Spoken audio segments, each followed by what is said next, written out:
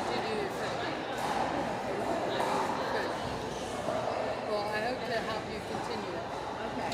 You a believer? I am.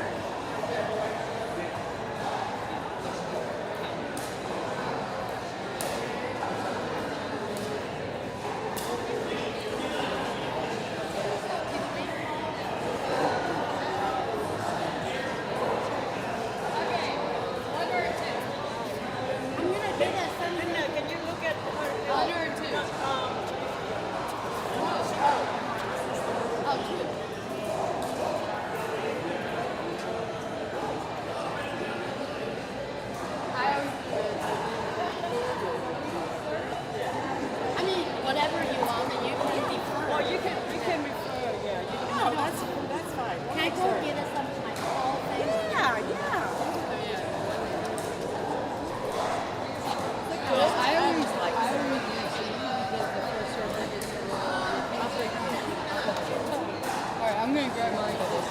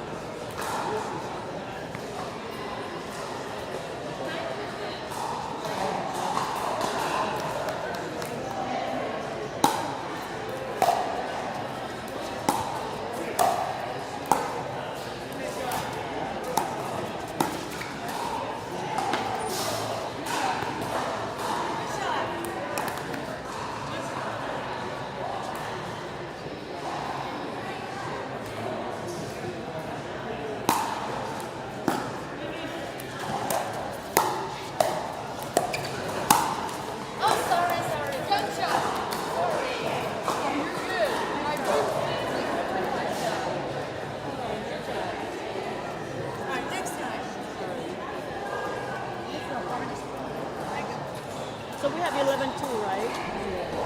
Have you,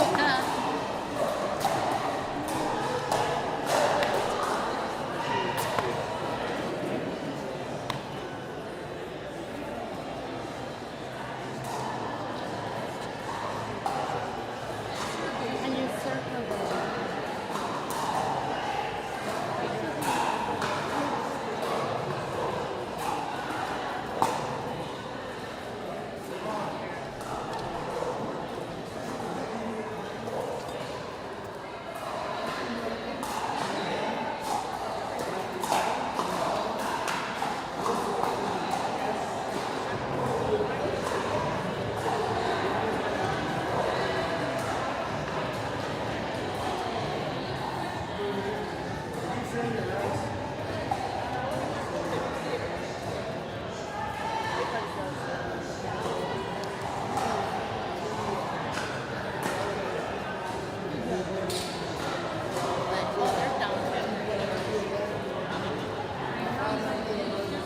Okay.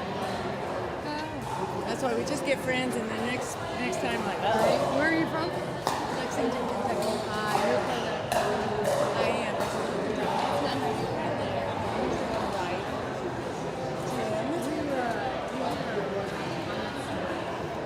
and we had every summer we go somewhere Kentucky girls. Yes, those are it's fun. How'd you do?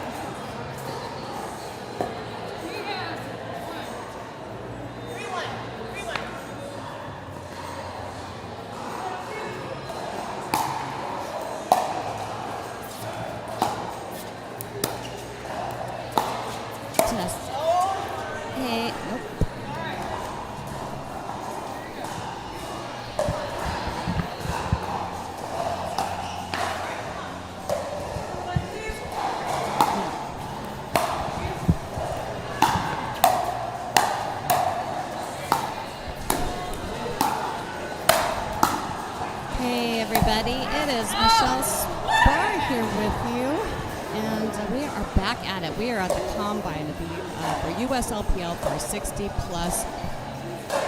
plus league.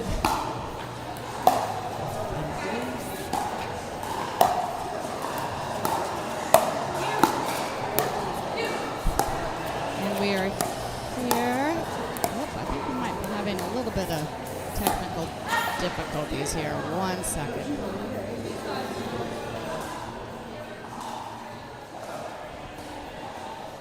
All right. Oh, are we good? Can you hear? All right. We're at Performance RVA. We're here in Richmond, Virginia, and I'm sitting here next to the man himself, not Cam. He is one of the mans, but I'm sitting here next to John, who is the owner of Performance, and we thank you for hosting us again. Yeah, absolutely. Every time we have one of these combines and or USLPL events, we love the origin story of it, of course, my friendship with Mike Kao and introduction to Ron, and being able to showcase the facility as well and bringing in some players that maybe haven't played on this stage, including some of our local players. So a lot of fun, and of course, we're always excited when you're here, Sparky. Oh, well, thank you so much. And I'll tell you, I've had so many people come up to me and tell me how much they love this facility. So you're just doing a great job. And I asked you, I'm like, can't you get a crash pad for me upstairs? Just well, we just put in a couple hundred more condos, so we might be able to there work we something go. out. A pickleball crash pad. We actually have had a few people that have gotten a lease on an apartment across the way, or a condo, however you'd like to describe it, just as a place to visit and stay while they come play here from Northern Virginia and the D.C. area. Yeah, because it takes me about 2.5 hours to get here, so I'm not sure I want to be coming back and forth all day long. But all right, so let's just see who we have here. Do you know any of these players? Any of them local? These are not local players right here. However, I do recognize a couple of them from previous competitions. Yep, on our closest to us here, or let's see how I don't know how their view is right now. What's their view? Kind of going in and out. Okay. Over here we've got Victoria and Sue playing against Sandra and Barb. Yeah, and I will say Sue Rasmussen, who's in the, what do they call it, loudest shirt of the day, and I say that with total respect. I love the tie-dye look from Sue, but I was noticing her play just from standing on the opposite side of the court before I came over and joined you, Michele. She really got through what I would call the competition jitters very quickly. She came out, she's clearly very confident in her game, and has really been dictating pace in the points that I've seen thus far. And you see her doing that again, just kind of working through some of those early morning jitters by driving the ball more frequently.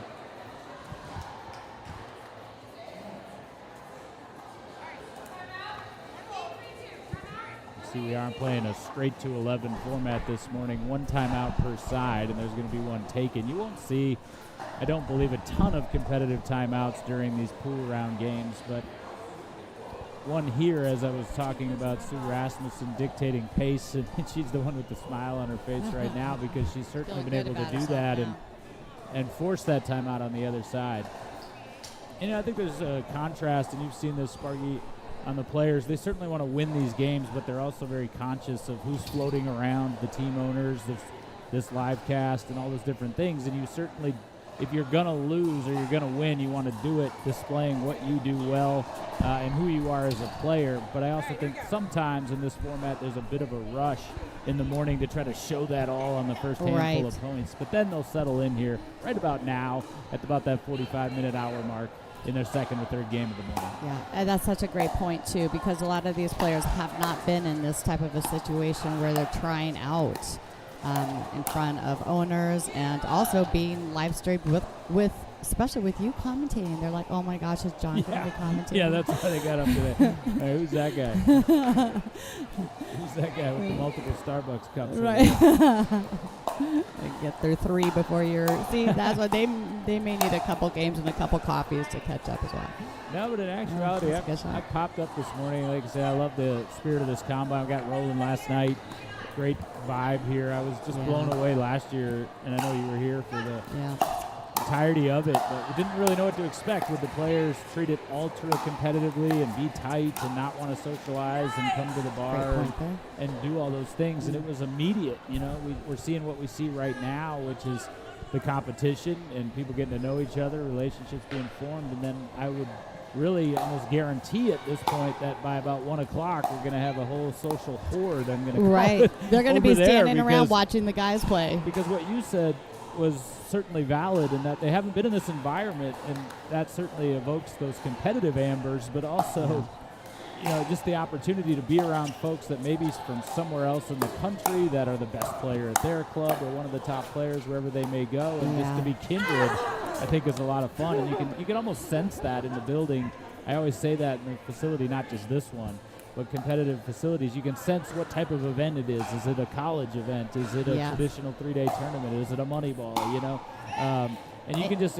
I think in this event, you said it the best. There's almost a competitive innocence to it, or at least an innocence lost. Right? Like a lot of these players are probably highly competitive at this or some other sport in their athletic past, and it just wakes that back up in you, which is fun. I think that's why we all picked up pickleball, right? That's right. So that we wanted to keep on going, especially at maybe not your age, because you're still a young buck under the age of 50. That's what I love about pickleball, being I'm 47 next week, and that's a young buck, right? Yeah, right. You're like, I'm young. I walk out these doors, and it's like, oh, man, Everyone's what happened? like, I want John on my team. I want to play with John. No, that's not what happened. John, you get 80%, and I'll get this little slice over here.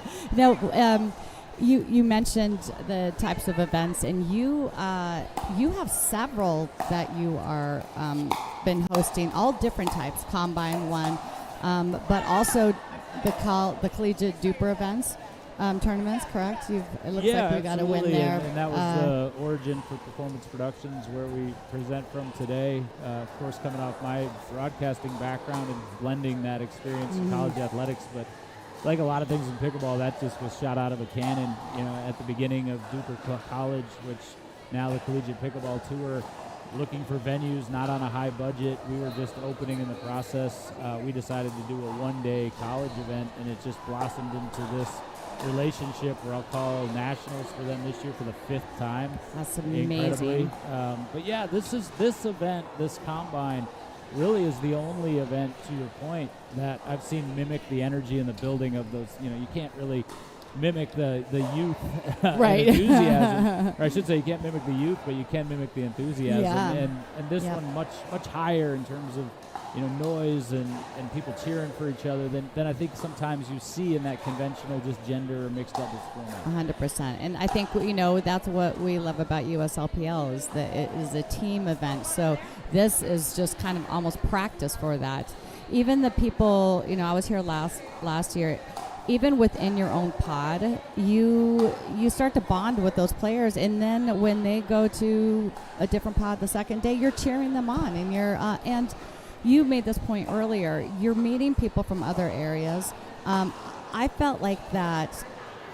The combine events, I meet more people, and the players meet more people within their age group, at their level, that they now have potential future partnerships with, and friendships. It's amazing how many people keep in touch, even if they're not drafted on the same team, or, you know, not drafted at all, for that matter. I think it's a great extension to what you said earlier, which was we all got into pickleball for a certain reason, whether that was social or a variety of reasons, but whether that was competitive as well. Can we challenge ourselves by actually being in the arena again, like many of us hadn't been in decades? In my case, I spent 22 years commentating on the athletic exploits of others, and it was like, well, this is an amazing feat to be back in the game. And then you set goals for yourself, right? Can I get to 3-5? Can I get to 4-0? Can I medal in a tournament? Yes. Can I do all those things? But I do think now that pickleball has been around, at least in the mainstream, for a few years, you do kind of get to those local and regional plateaus where it's a lot of fun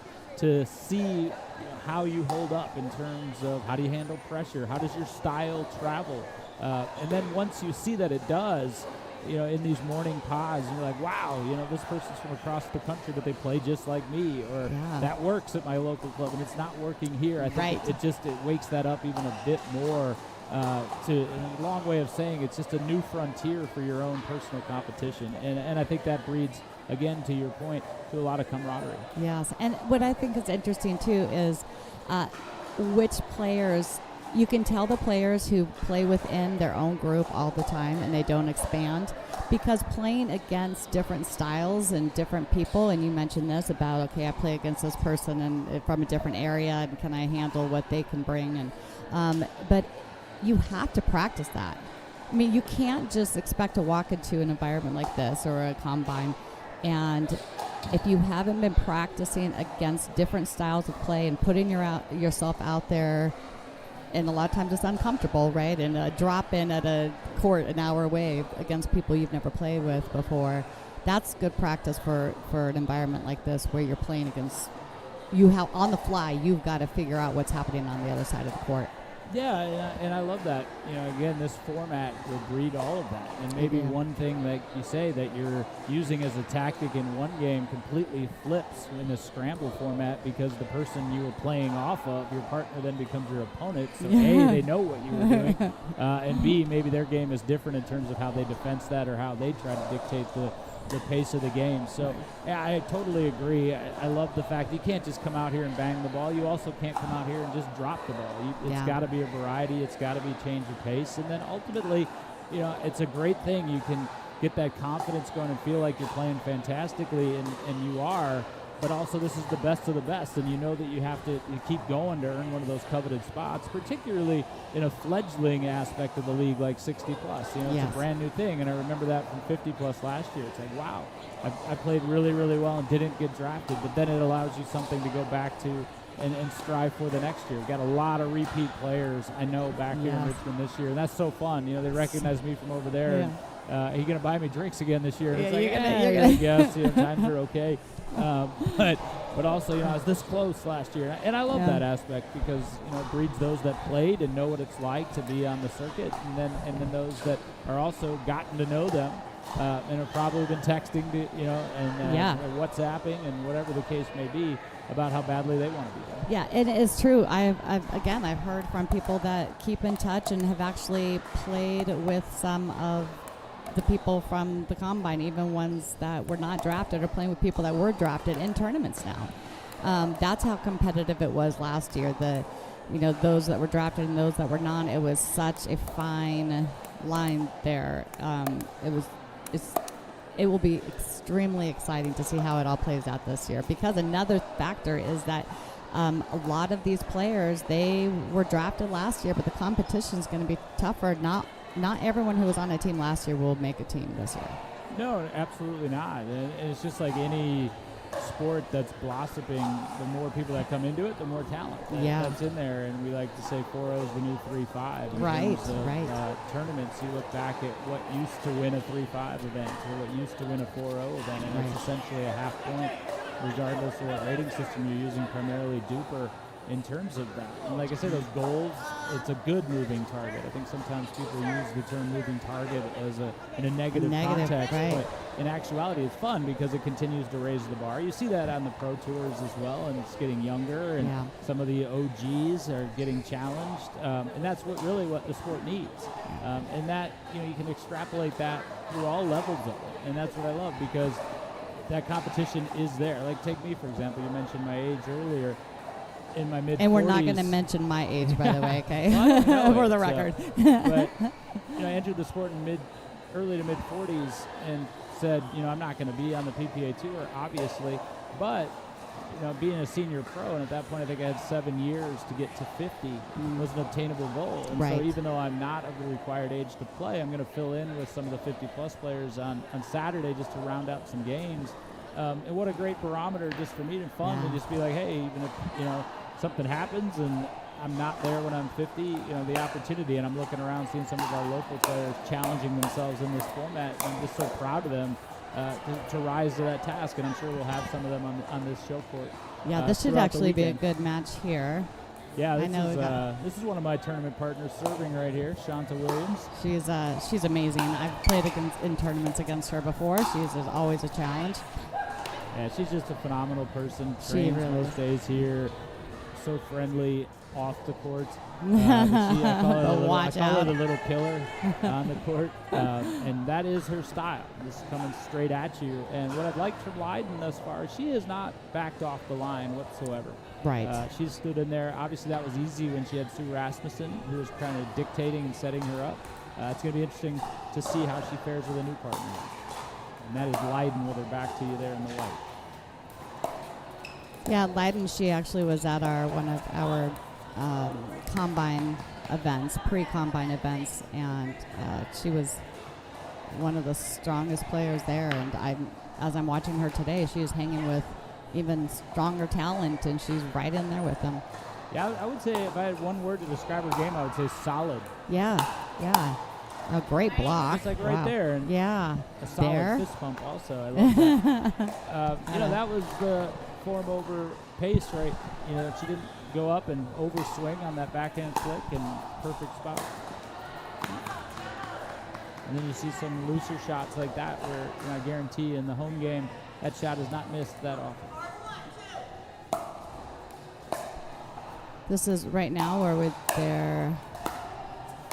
Actually, we do have one of our owners, Eddie, over there, keeping an eye on this court.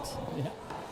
He's one of our veteran owners. He owns the Florida Storm for our 50-plus league. And he also owns the Kentucky Thoroughbred with Mark Bondi, who was New Jersey short shot owner last year. But when we opened up this 60-plus league, he said, hey, I'm not in my 50s, so if we're going to have a 60s, I want to bump up there. And so now he's co-owner with Eddie for the Thoroughbreds. Another note about Eddie is that his wife Marina owns a 50-plus, and so they're going to be playing against each other, which is going to be very, very fun. I hope that happens. Well, a couple of things in there that I love is that with any fledgling organization like this was a year ago, you get in because you sense the enthusiasm and you want to be in, and then a lot of tweaks and moving around to get to that perfect spot. And then, like you say, there's opportunities to age and advance, 35 plus to 50 plus to 60 plus. Yeah. And now that 60 plus exists, that's awesome. But then you have those family dynamics that you Right. see in every park across the country. Right. Exactly. It's for those that do not know, by the way, this is Sparky, Michele, and I am the league correspondent for the USLPL. And this will be my third season after the 50s last year, 35 plus last year, and now here we are in season 2, and I'm sitting next to John, who is the owner of Performance Pickleball. This beautiful facility that we are at. If you have not visited Richmond, Virginia, at Performance Pickleball, you've got to make it happen. The food, I have to say, my gosh, the food is so good. I already decided that I'm going to have the same bowl for Rice lunch bowl? and dinner every time. I might try one of the other ones, but I love the Southwestern one so much. I'm like, oh. Yeah, I can't take much credit. I do love those rice bowls. Yeah. I've been addicted to the sesame one for a couple of weeks And the now. flatbreads are really good too. Yeah, absolutely. And I can take no credit for a food and beverage operation. Sam You can't take Catherine. credit for the beverages because those Yeah, the beverages are sorry, also. Yeah, I can't take any credit for the food operation. We got a full bar here as well, people. So right after you play, you just walk right, or during play, you just walk right over to the bar and you can hang with your friends, talk about the games. Look at that! Wow, she's had a couple of those defensive shots that are really impressive. I just need to keep that ball down. I wanted you to also talk about another big event that you have coming up, and a friend of mine, Cody, who runs Brick Wall, and he will be hosting you will be hosting one of the Brick Wall tournaments. For those that do not know, Brick Wall, you got to look that up because they're one of the top money ball tournaments I would say in the country. Oh, without question. And again, everything in pickleball right now is developing. Mm-hmm. Nothing has been around for decades. Not nothing, but in terms of where the modern circuits are and all those things, it's very fluid in terms of who's going to come in and who's going to be the most amenable to what the players are looking for. And Cody Savan, whom you're referencing from Brickwall Pickleball, has just done an extraordinary job of that over a very relatively brief period of time. Yes. And we got into this as tournament operators before we were facility operators, and I know that's the origin for Ron Cortez with Legends. And Yes. what I've really enjoyed about being, I'm doing the air quotes here, leader in pickleball is trying to identify those that, if you believe in what you're doing, are like-minded to you in terms of having that player-centric focus, but then also kind of understanding the bigger picture in terms of what folks are looking for, yes, but how you can do it in a tangible and exciting way. And Brickwall is definitely that. And had the opportunity to meet Cody a few weeks back. We've been chatting via text and phone about potentially bringing their national tournament here to Richmond, and it just came to fruition because I believe we're very like-minded. And the facility, as we built it, as you can see in this format, can scale up to meet what he's looking for, which is putting on a big show. And for those that know me, know I love to do that too. You love the big show. The answer was not no when he Right. came in. Can we do this? Absolutely. Can we bring in all these bleachers? Sure. Whatever you need. So, Whatever you need. I'm really looking forward to that in November. He's going to blow that out of the water. Yeah, he was just one of the guests not guests, but I guess speakers at PickleCon in July. So that is and he's a young guy. I mean, he is making a name in pickleball. Yeah, I love the way that he kind of came to that in terms of his own baseball background. Yes. And that was my background as well in broadcasting, but working through the minor leagues, and that's where ultimately his playing career stopped. But he saw how unfair I think it can be. I don't want to put words in his mouth, but in terms of when you get drafted and who you're drafted by and who your sponsors are in an affiliate organization, and it's not always about who's playing the best between the lines in baseball, who's playing the best on the court as it pertains to pickleball. And he really wanted to put forth a product that gave everybody that chance, at least The if you show up and opportunity, lace that's them right. up. It's not political and it's not slanted. If you're the best player, you're going to be the best player. And I think he's done an exceptional job of creating a format that identifies that. I agree. In fact, he was on my podcast that I do with my daughter, Jordan Wick. And he discussed that. And what I thought was so impressive about him is that he doesn't want people to get priced out of pickleball. And if we're not careful, it could go that way. And he's all about keeping it affordable. So people like him, like he was trying to go pro in pickleball, and he was having to sleep out of his car, right? And it just got really expensive to go to US Open, for example. I mean, the experience is amazing, but a lot of people can't afford that option, especially at that age bracket, who are the people that he is catering to.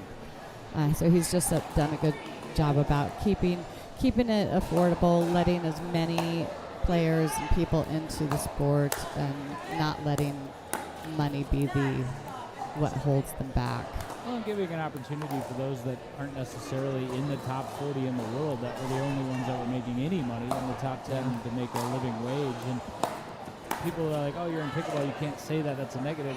I'm not saying it's a negative, it's the reality of where the financials are not matching right now with where the ambition are for those that are the top level players in the sport. So again, great recognition on his part. He's been smart enough to look at history, which a lot of people in pickleball have not done. And they want to. The history's so short, right? Well, so no, they that's don't. my They point. don't. Yeah. They So they don't think about it. A racket sports history yes. or racquetball. It's not that. It's pickleball is golf of the early '90s, and what he's built is essentially the mini tours, which became the Nike Tour, which becomes a couple of other title sponsors. Later, the Korn Ferry Tour. And so many more people able to make money playing the game, whether it be competing or around it, teaching and instructions. And that's really where it is, because the Ben Johns and the Annalise of the world are going to be there, and they're going to make their money. How do I, as a younger player, develop? And you do it right now through Brickwall and some other things. An incredible point that we just said right there. And I know that you were being so polite and looking at me as we were having this discussion, but I was looking beyond you and watching the great point here. So sorry to interrupt. One thing you were talking about Cody and how he kind of has looked at the history And you also brought up Ron Cortez, who ran Legends, the pickleball tournaments. Anyone in the Northern Virginia area knows of Ron Cortez, and he is one of the co-founders of the USLPL with Michael Ko.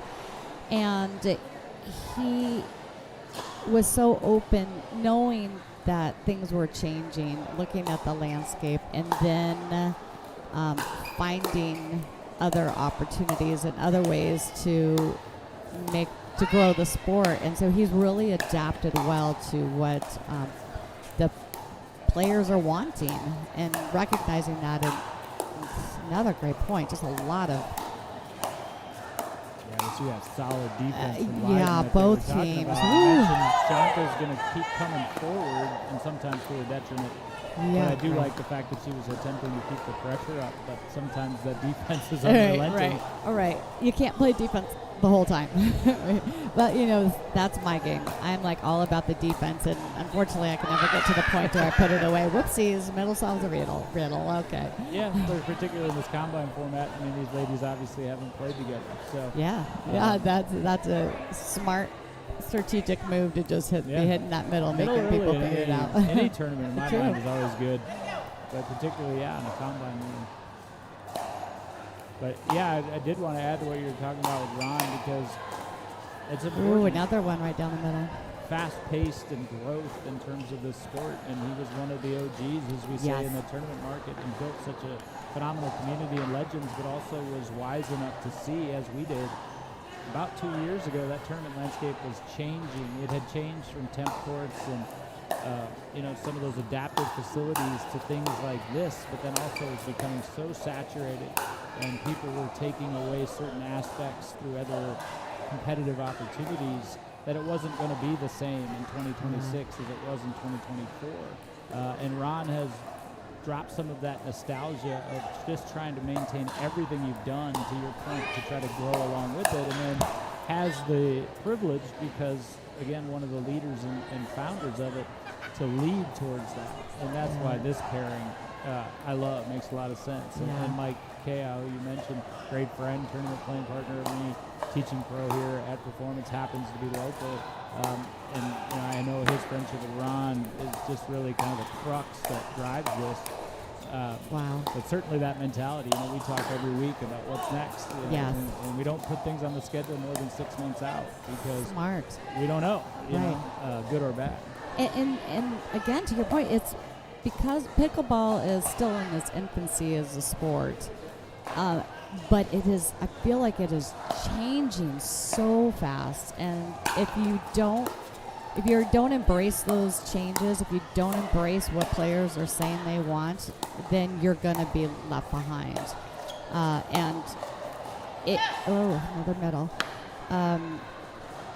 Ron, when he was running those Legends tournaments, and they were so successful for so long, and to your point, 6 months, if he was booking out tournaments 6 months in advance, and then all of a sudden things just changed, and he was reaching out. He's like, what is happening? Why are we, we're not filling up, the tournaments aren't filling up anymore. And so there was a few of us that he asked for his, advice. What can we do to get more people back at Legends? And my answer was that they're not playing the tournaments anymore. They're playing money balls. They're going to these quick 4-hour done, in and out, chance to win some money, and that's what was happening.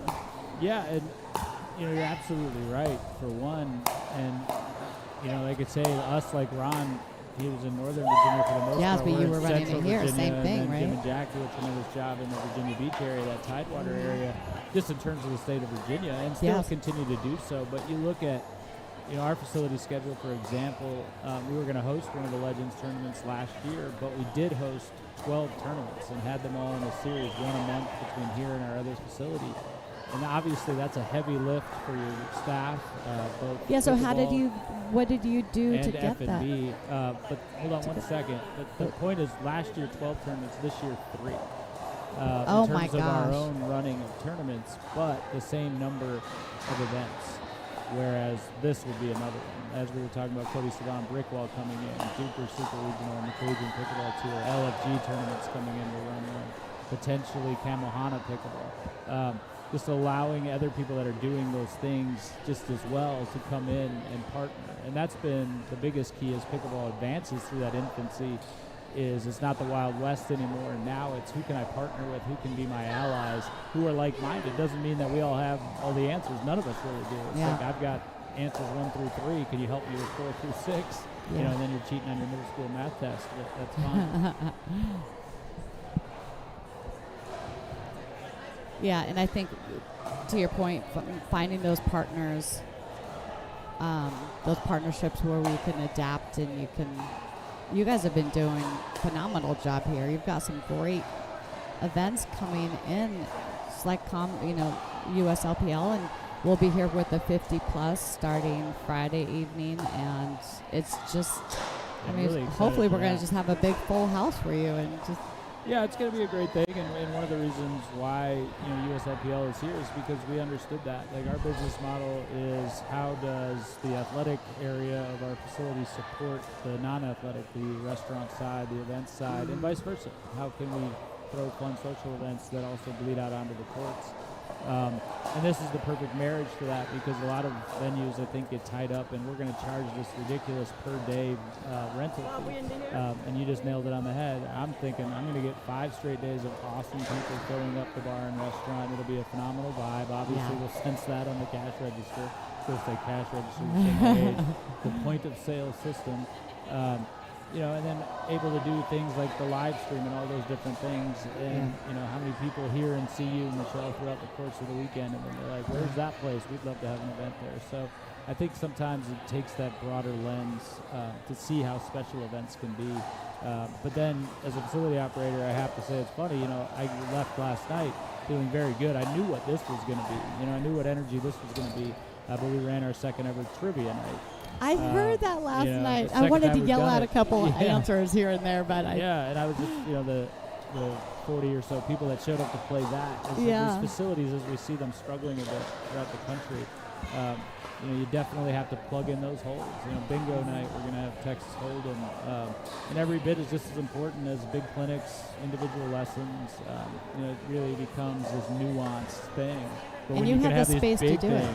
these big things like this to build around, then trivia doesn't have to be huge because it's augmented, and that's just really fun for me to kind of figure out that puzzle, as we say, for one day. And it's like golf. I got it all figured out, and then the next day, duck hook it off the first tee. But you have great space to do that here, and it kind of, I like coming up with programs like that because it just keeps you being creative. Like, okay, I'm gonna, and you guys are just nailing it. I don't know if that's your war room back there, and you guys just sit around the table and come up with ideas. And you kind of walked in the other day, I think on Wednesday, on the tail end of our staff meeting. But that's basically what it is just a big think tank. And not me who said it a long time ago. If you're going to lead, surround yourself with people smarter than you and listen. And we definitely have that here. Tyann Wynn.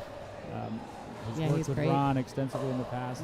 Christina Shiflett, who's now running these events, was initially on our staff, on our pickleball staff here, and was part of those conversations. It's been really fun to have her back in the building. Obviously, as a Richmond native, but same thing. And then you bring in some of the experienced staff in terms of your bar lead and in the kitchen, and then you get the smash burger night, and it's just a lot of fun. Not all the ideas come to fruition, but a lot of them that you wouldn't think do for whatever reason. We're coming off Glow Pickleball Weekend, which is basically a big rave here for those of us old enough. So what is your raves. favorite program that you run here, either the one-off or something you do regularly? What would you say? Yeah, I think those college events, the Duper Super Regionals, have been the most fun that we've had in terms of volume in the facility. But in terms, I've told Mike this before, and I think he thought I was blowing smoke. The 50-plus Combine last year was honestly my favorite set of days that we've ever had. Just, I know that sounds self-serving because we're back again, but also the reason that I got here at 7 this morning, I don't do that every day, just because you covet those days where we're getting this awesome pickleball out here. Now we see Shanta on the near side with Lavalio, and we just saw them as opponents. But also, right after this, again, I'm looking forward to 12:31 when the food starts I rolling know. out and people are over there, and then the jitters are gone and all those things. So Well, let's be truthful, though. I know the real reason you showed up at 7 was I hope that Sparky asks me to commentate with her. You have your best shirt on. You've been. I do, yeah. This is You're gargling your warm salt water. this is my Hawaii shirt from. Speaking of brick wall, David Beeger and Lorelei Sixth's wedding. Well, Lorelai's Beeger now. Were you I guess. there? I officiated the wedding. Get out! I didn't know that. This was my pregame shirt. This was my shirt up geez. until the ceremony when I switched into a floral motif. Okay. Shirtless. No, floral. With Magnum PI on. There were shirtless moments of the trip, and then sunburn moments. Yeah. Shortly after. Did you bring the dogs? To Hawaii, no. The pugs didn't make it. They were back here with a sitter. But they will be here today. Very good. I know that they are a hit. They're Steve and Larry. Steve and Larry. House pugs. We did start a Pugs and Mugs drinking club. Did you? Yeah. Speaking of how one thing ties into the next. That Into came out the- of our think Wait, tank is session that- in Wednesday. Is yeah. that the big picture of the dogs? Yeah, the Steve and backdrop Larry. there, yeah. What is that for? That's just promoting some of our football and sports bar ability. But yeah, that is the Pugs and Mugs aspect of that. So, we love that with our membership. You know, we have over 600 members here outside of these national events. And in so many ways, like they just love being here. And one of the aspects of the Pugs and Mugs is bring a picture of your dog, and then someone said, "Well, I'm a cat person." It's like, fine, bring a picture of your iguana, whatever the case may be. We'll display it, and then we give them personalized mugs, and away we go. Oh, that's amazing. So I should go ahead and back it up for people that don't know. Again, this is Michele Spahr. People call me Sparky. I am sitting here next to, I keep on getting in and out. I'm sitting here next to John, who is the owner of Performance Pickleball. We're here for the USLPL Combine. I wanted to kind of talk about and some of the owners that we have for the 60-plus league, and I don't know which one. I know you know a few of them. I don't know if you know all of them, but maybe I should test you. Or maybe you should test me, because I actually need to make sure I can memorize all of these Yeah, the teams. 60-plus owners are relatively new to me on this visit. A lot of the 50-plus owners I will know later in the week. Yeah, so we have Aaron Brochu, who is the Cape Cod Sharks owner. We have Pete Spanos, who's actually the team is going to be run by Greg Goodwin. I'm sorry, Greg Godson. See, I'm already messing it up. I'm only on team 2. And they are the St. Louis Archers. Rob, see, this is why. So we have Goodson and we have Godwin. So Rob Goodwin is the Gotham Flash owner for the 60-plus. Ira Rappaport is the Palm Beach Picklers owner. Then we have Eddie Anderson and Mark Bondi, the co-owners of the Kentucky Thoroughbreds. And Mike Weeks, and Michelle Weeks, actually, the owners of the Carolina Coyotes. The only owner who was unable to join us is the Gotham Flash owner, Rob Goodwin, who is in Europe for a trip that he had planned well before he decided to jump into the USLPL. So, Rob, we will let you off the hook this time, and this is why we're doing this. We're live streaming all of these courts so he can watch from Europe and check out the talent. International scouting. I don't know if That's that's the right. definition of it, but we'll allow it in Rob's case. That's right.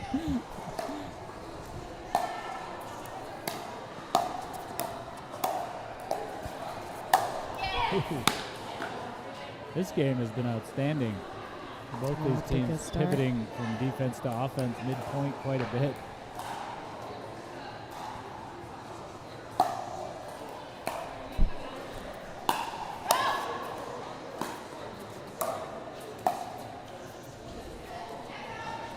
Real close, but I think that was out. I can get a good look. I'm sure.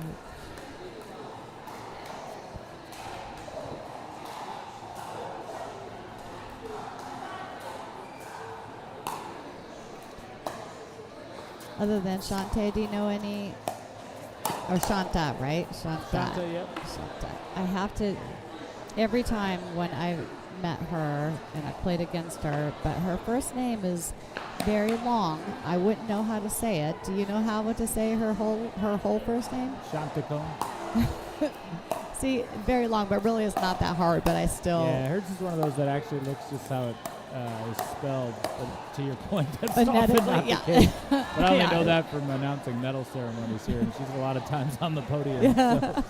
So, but yeah, she is more than fine with just Shanta. The Yeah. first time I did the full name, she actually preferred Shanta. So, Okay, good. Good to know. yeah, It's a that's, mouthful otherwise. Williams, that's easy. Yeah, I'll just call her by her last name.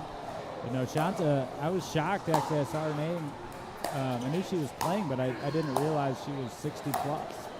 Because she I know, is, right? as you see right there, one of the more athletic players you're going to Yeah. see in this field. She moves well. Her feet put her in the right position to hit shots like she just did, which is that hold slide from the kitchen line. And you see a smile, which you'll only get when competition is at a standstill.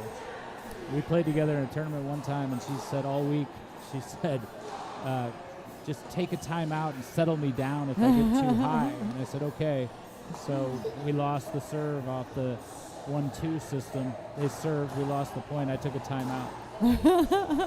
And she laughed, and she said, too much? And I said, yeah, you were too much when you walked in, but I couldn't take a timeout before we started. And then we had a fantastic day and wound up with the bronze medal. So.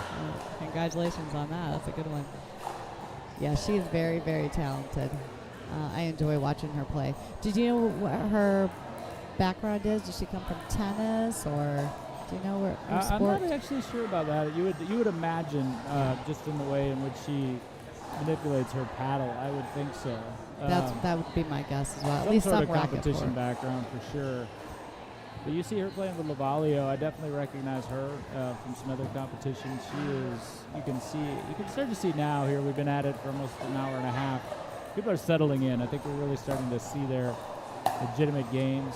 I was talking to Strong here in the Alabama visor right before competition started this morning, and she couldn't have been sweeter. They're talking about how she just missed out off last year's draft and very excited To have the to 60. showcase an opportunity. She lives in Bristol, Tennessee now by way of Tuscaloosa, as you see represented on that Tide visor. That's right. Roll Tide.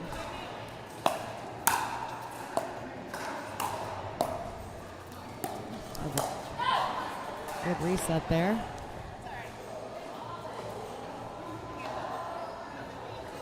Yeah, you see there with Shanta is one of the shots that aggressiveness comes back to bite her a little bit. And I think as she takes this step in USLPL, that's the area right there.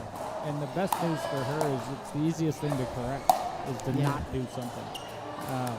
And she definitely has that capability. And I think this week of playing with these players of her caliber is really going to help her see that. Because when she's ahead in points, she's dominant. But how do you get from behind back to neutral? Right.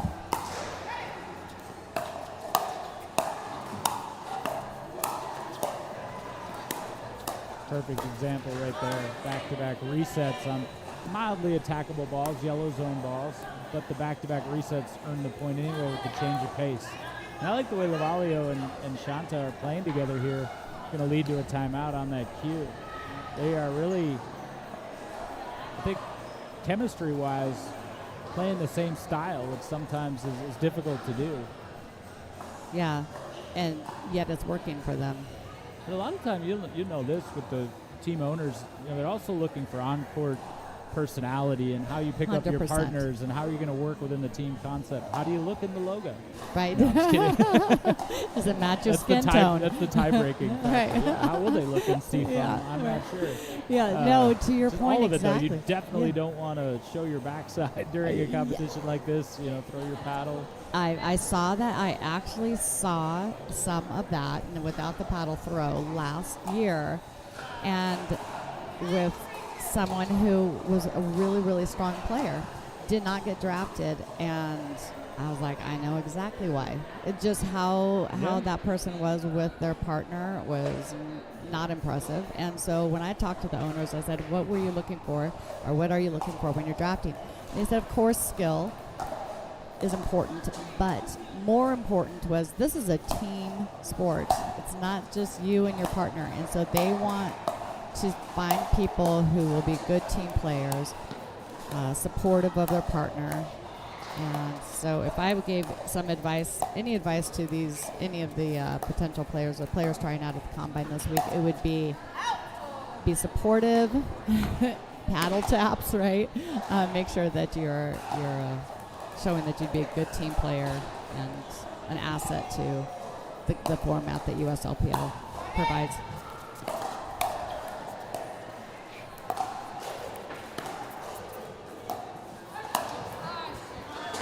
See, it hasn't worked on those couple of points, but you could see Strong and Stein really making a concerted effort to slow it down. I liked that. I think if we ran this game back exactly as it was with that playing style, it would have been right. Much more They would have competitive.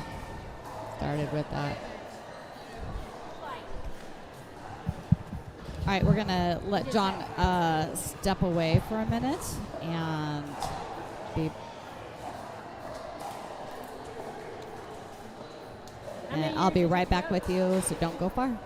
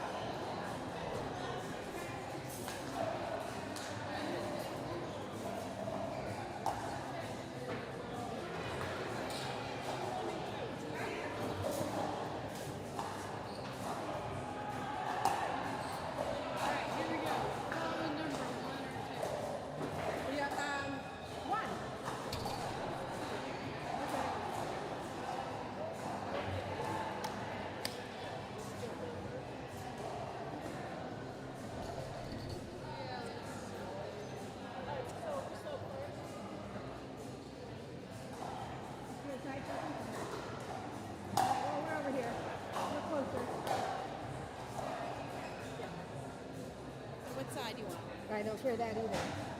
You've got one you want.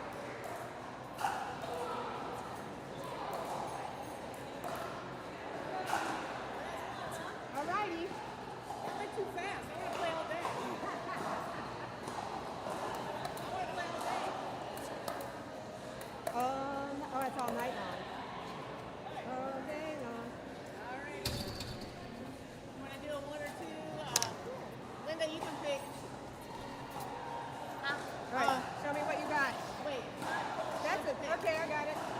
Two. Good job. What do you like? Yeah. What we want. I don't care. We'll check that side. Okay. Okay. We'll serve. There you go. All right. Oh, yeah, you guys can. All right, here we go. Come on. Let's have fun.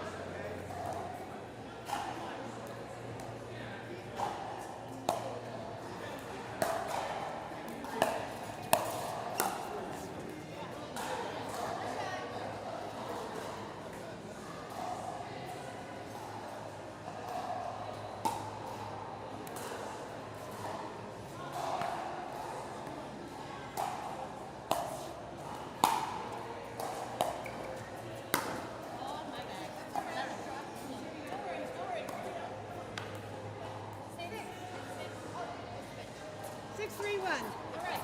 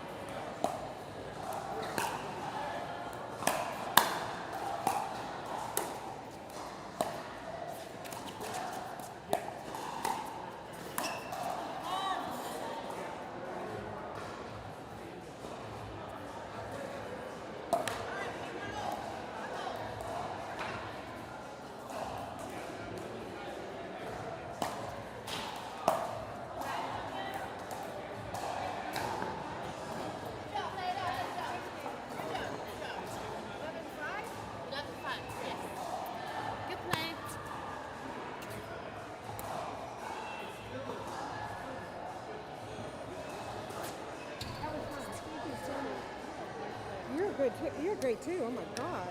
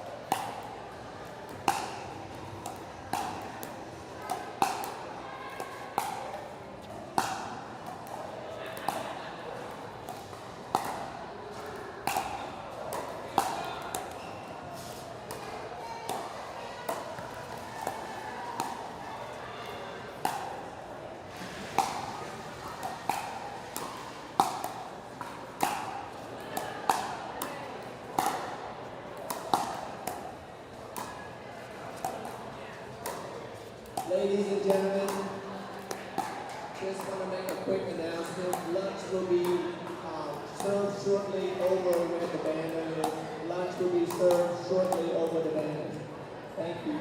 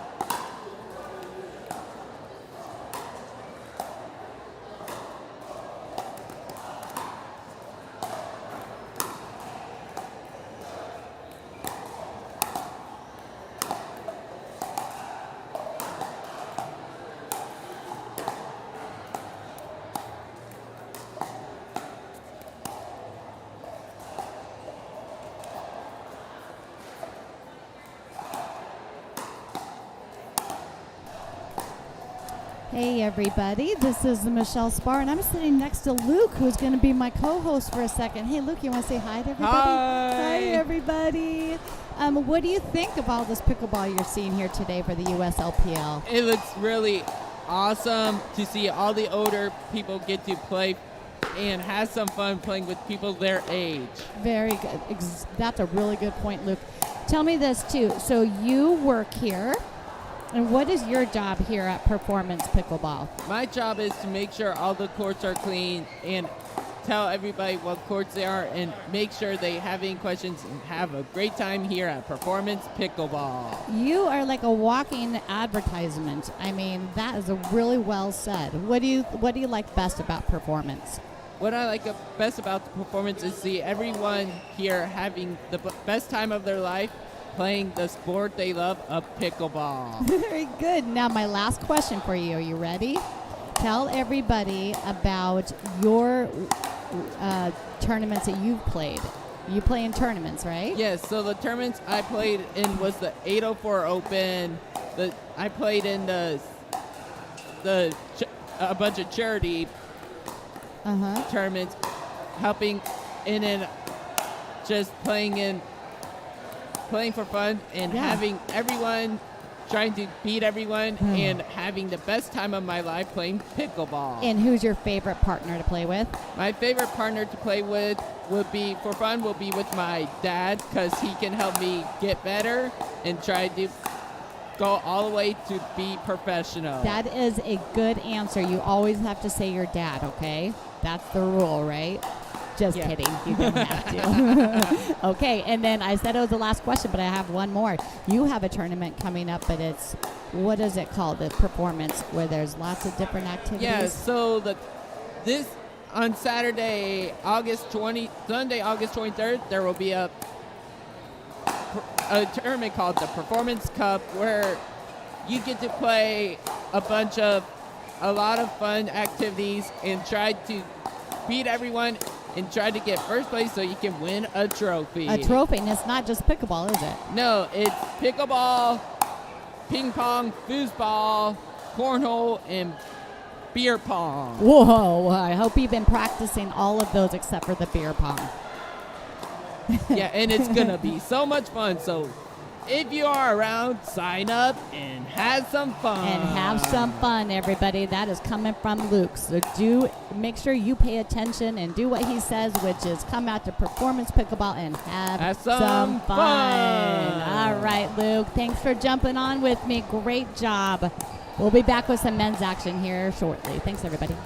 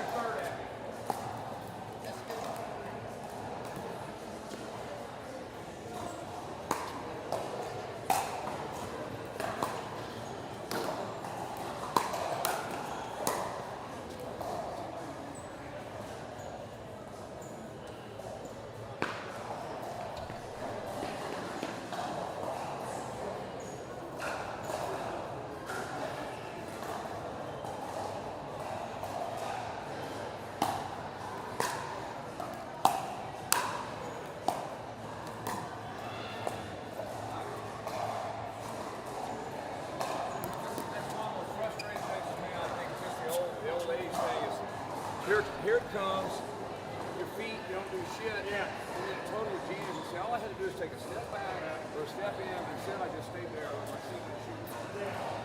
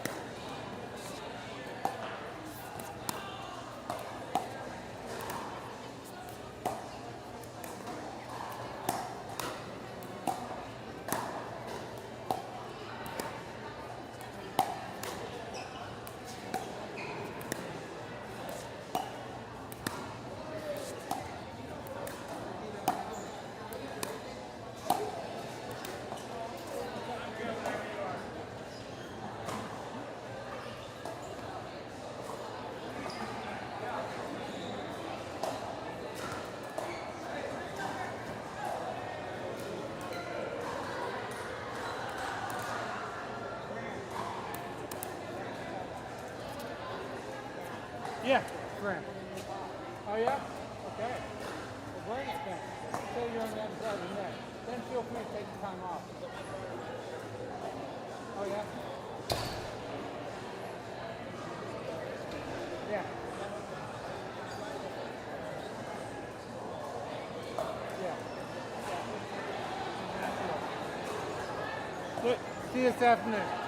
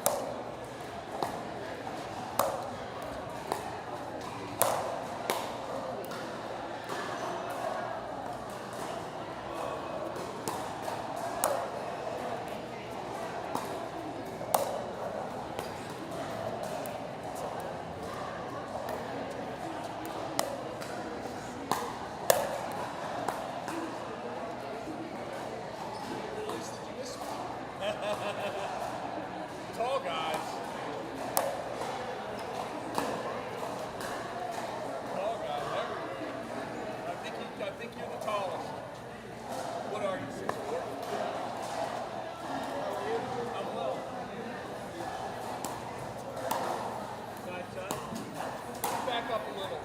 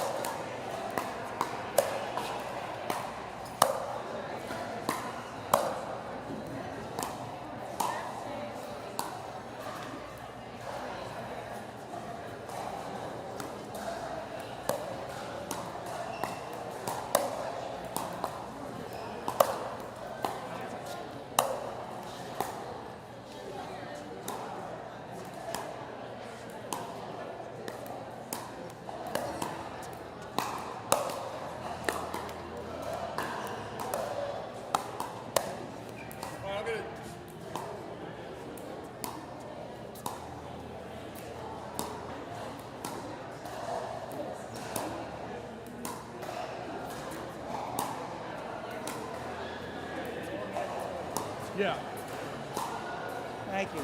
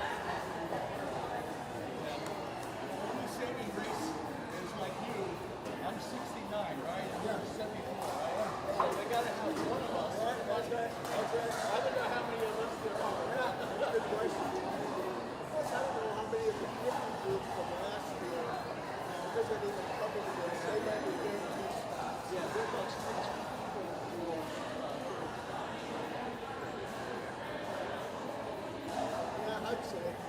But there are a couple hundred bucks that got a lot of play. Yeah. That's my minimum baseline. Yeah, I was telling all of my friends, I said, this is the defense of the pool, man.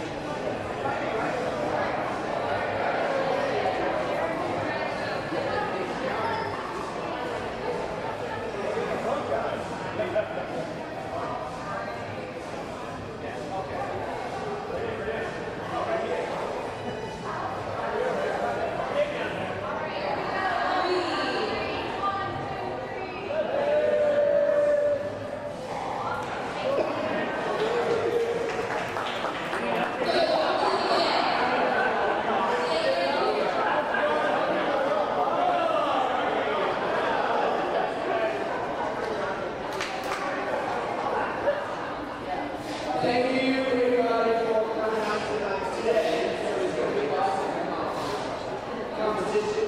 I just want to make sure all of you know this group here. So come on up here and introduce yourself again to your players.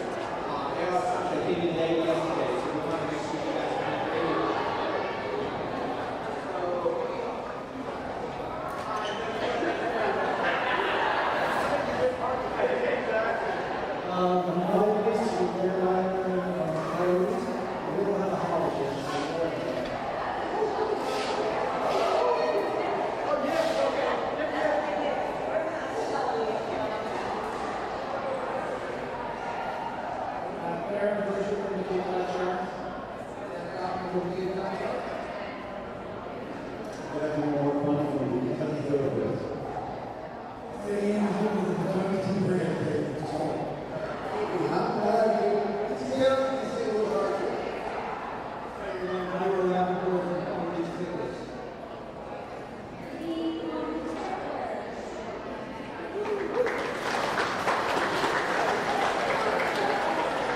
Thank you guys. So anyway, so they're all going to be around looking at your performance and questions, anything that you want to ask them. They're going to be here to look for you, and they're going to be obviously very interested in what you do. Just ask them. We all need to help each other. The other thing I want to say is make sure that you return all the ball back to the basket. You use that ball.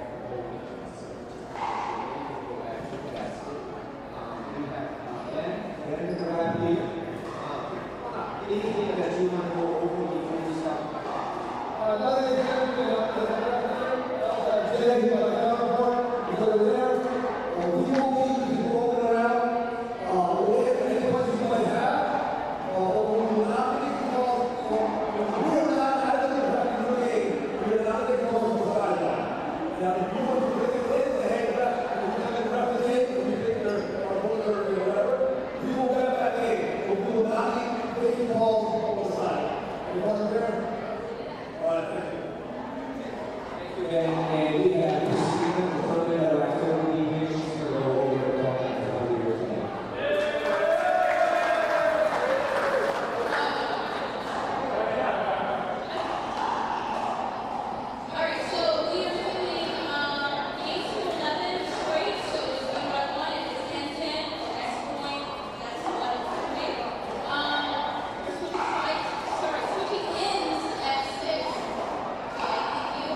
And you're just going to do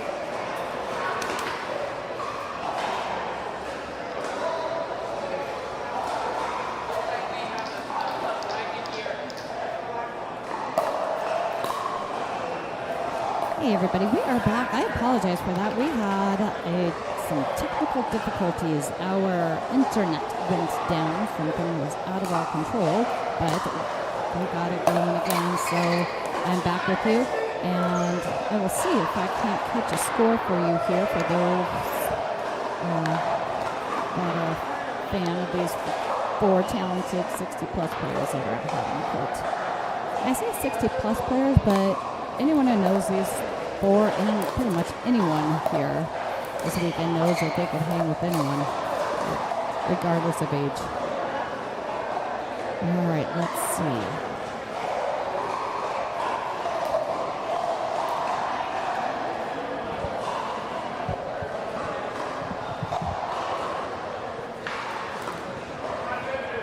All right, looks like we're at 5-7-2.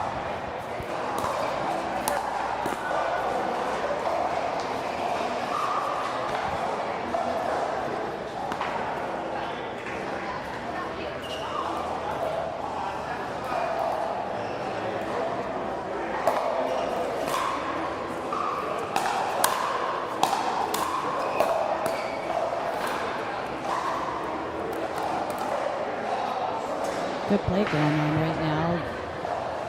They're battling. I'll be curious to see after watching the 35-plus season and commentating on them as the correspondent and as well as for the 50-plus. It will be interesting to see how the game is played, whether it's how similar it is to even the 50-plus. You know it's going to be different than 35. And it's a lot of these 60-plus players that I have talked to have been playing for, 5 to 10 years, and the style has changed so much in pickleball, as most of you players wouldn't know, especially with these young kids coming in who would like to just play fast. That was a good play there as well.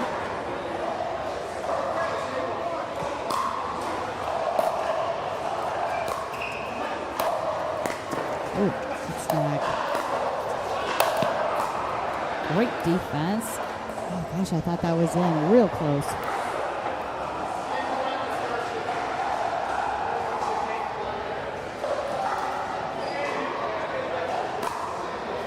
Rogers with the serve.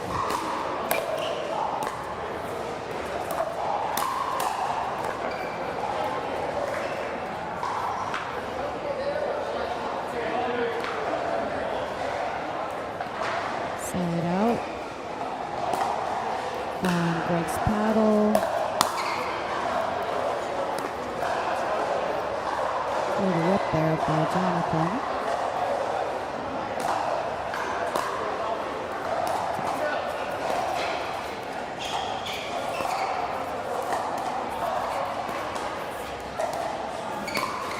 Wow, that was so beautiful. Well played.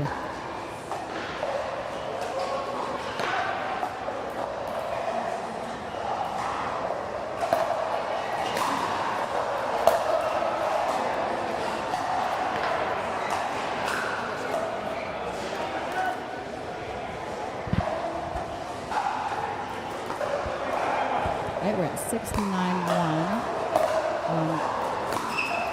That was on Graham's paddle.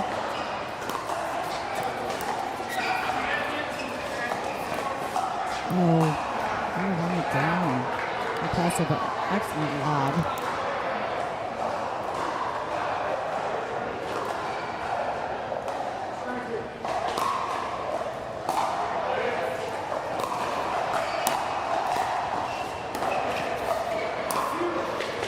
Good attempt.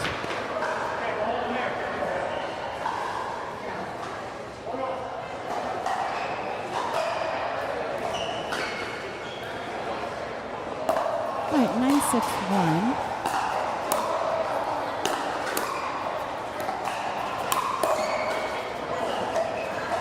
Great play, good play.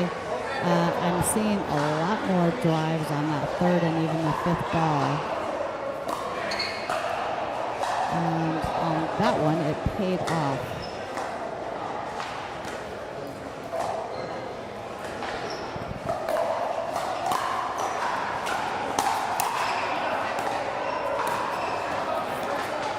Wow, beautiful Ernie. Good job by Monroe there, waiting for it, just sitting on that one. All right, we're at 10-6-2.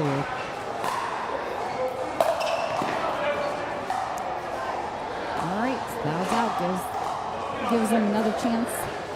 Gives Rogers and Monroe an opportunity to get back in this with a 6-10 deficit.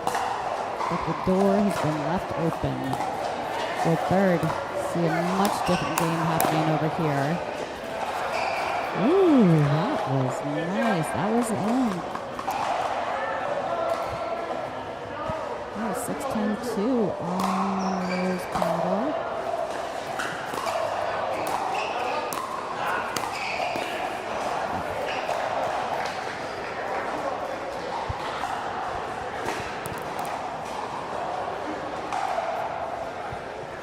This is the first game for these men today, and we discussed it earlier, John and I did, when we were talking this morning for the ladies. And, they called that out. Okay, game goes to Jonathan and Greg, the red and the blue there. But we were talking about it, and it may take a minute or two for these men to kind of get in the rhythm. It can be stressful. There's owners that are standing on the sidelines watching. There's a lot of pressure today. First game of the day. So I think we will see that the game and the quality of play is just going to increase over the next couple hours as these men battle for a place on a roster. We have 5 of our 6 teams have owners represented today. Unfortunately for Gotham Flash, one of the owners is in Europe for a vacation that he had, or a trip that he had planned prior to buying a USLPL 60-plus team. So unfortunately, he cannot be here, which is why it's a good thing that we have all of our courts being live streamed so he can take a look from afar. And the owners that we do have here with us today include from the Kentucky Thoroughbreds, we've got Ed Anderson and Mark Bondi. Both of them owned teams in the 50-plus last year. Mark Bondi was the owner of the New Jersey Shore Shots. We also have, Eddie Anderson, the owner of the Florida Storm. So Eddie Anderson actually still has the Florida Storm as the 50-plus, and also Kentucky Thoroughbreds as the 60-plus. And the funny thing is that Eddie Anderson's wife, Marina, owns the 50-plus Kentucky Thoroughbreds. If that's not confusing enough, just once we get through the season, it'll all make sense. But I'm telling you, when Kentucky plays Florida Storm, I want to be sitting on the side watching that action, because see who's going to go home happy and which one is sleeping on the couch. Let's see. We also have, with the Cape Cod Sharks, new owner, Aaron Brochu. He has not only a 50 or 60-plus team, but also a 50-plus team. He is all in with the USLPL, so we're excited to have him with us. Pete Spanos with the St. Louis Archers is with us in the house. He is very excited to get going. We'll have an opportunity to chat with him a little bit today. We'll have another conversation later. I'll be posting that interview, so keep an eye out for that, as well as the interview with all of the owners. They're just great people and very excited about the USLPL. Like I said, Rob Goodwin, unfortunately, is not here this weekend, so shout out to him from afar. Enjoy Europe. We're all jealous. Ira Rappaport is the owner of the Palm Beach Picklers. He is equally excited to be with us and said that he's really looking for not just talented players, but also players that can be good teammates and supportive. And I think all of the owners agree with that. This is a team. The way the USLPL works, it is a team. It's not just you and your one partner. You have 14 players on your team, and attitude and how much you support and is equally as important as your skill. So, again, we talked about Kentucky Thoroughbred, and then last but not least, we have the husband and wife duo, Mike and Michele Weeks of Carolina Coyotes. And I'm not going to say that they're my favorite team, but they did bring me a stuffed coyote yesterday as a little gift that I have sitting next to me, so you can see that on my social media, so maybe a little bit. Maybe right now they're number one. I told them I would give them a lot of cheering for that, and I told the other owners they are welcome to brag me. So that is that. So again, for people that do not know me, I am Michele Spahr, people call me Sparky, and I am the league correspondent for all of the USLPL leagues. So 35, 50, 60, you'll see me on our social quite often. I like to feature different players and owners and just kind of give you behind the scenes look at all of the amazing people that we have involved with the US Legends Pickleball League. I feel very blessed and very lucky to have this opportunity to be surrounded by so much great pickleball, but just great people overall. I also have a blog that I do with my daughter, Jordan, and it is called Mom, You're Embarrassing Me. I'm sorry, it's not a blog, it's a podcast. Mom, You're Embarrassing Me. So if you want to check that out, I have interviews with a lot of professional pickleball players, including Dane Gingrich, Lee Whitwell, Rob Leonard, John Sperling, James Signatovich. Off to a fiery start right now over here. And it's just been a real privilege to be able to do something with her.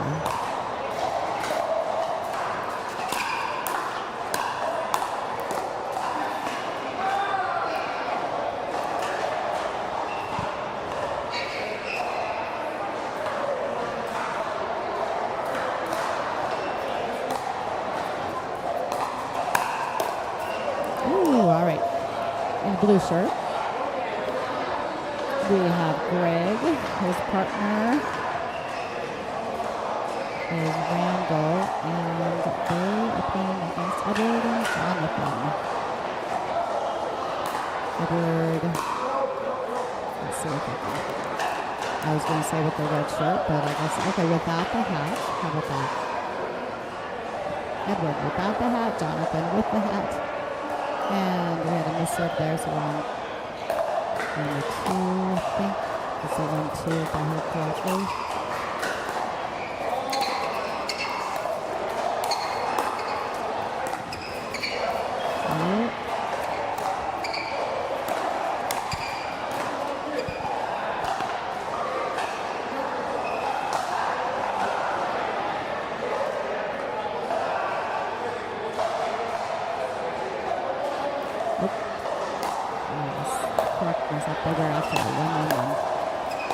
It looks like what I noticed in the last game is a lot of third and fifth shot drives. I'd be curious to see if that continues. And so far, it looks like it will. That defense on that. Ooh. Real close.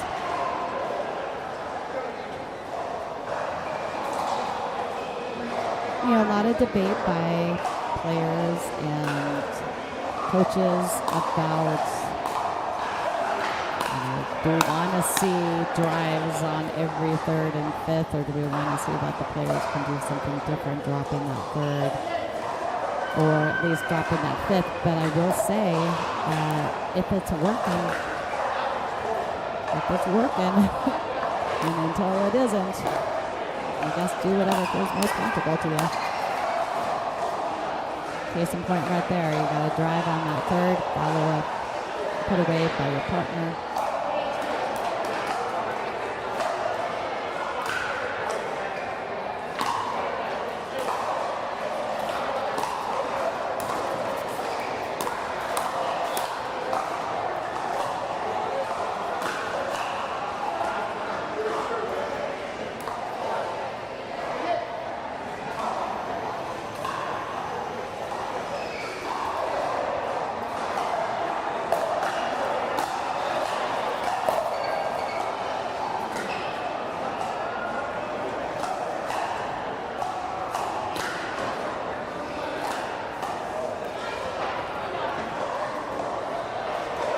If you're out there and you have a question, just put it in that chat and I will do my best to get back to you and answer any questions you have. Hopefully you guys are enjoying some of the play you've seen so far. I know we've had a couple glitches with the internet with the I think we lost our internet a couple times, so we apologize for that. That stuff is out of our control. Hopefully, we are good to go.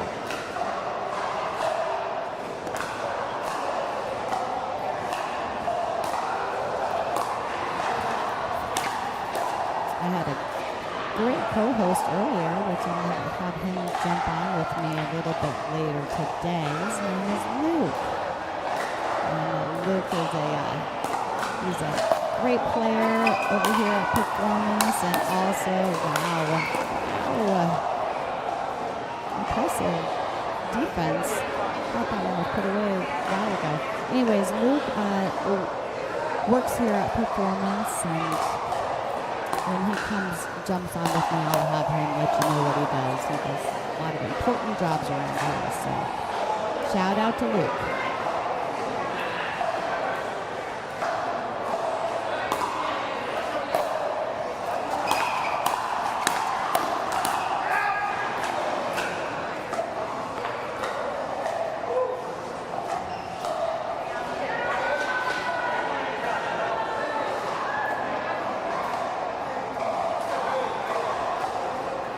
Oh, and then I also had John Luther, who is the owner of Performance Pickleball, who has hosted all of our USLPL combines from the very beginning, 50s, the 35 plus, and now the 60s.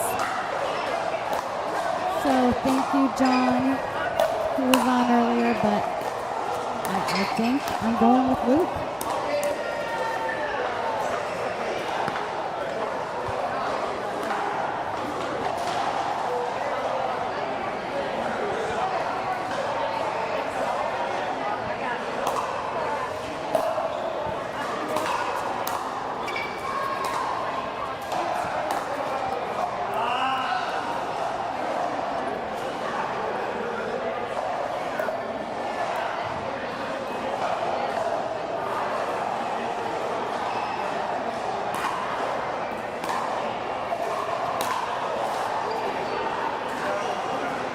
See if I can catch a score for you here. During the season, we actually had the scores pop up so everybody knew where we're at. But this weekend, we do not have access to that because our refs do not have their iPads, and that was it. So.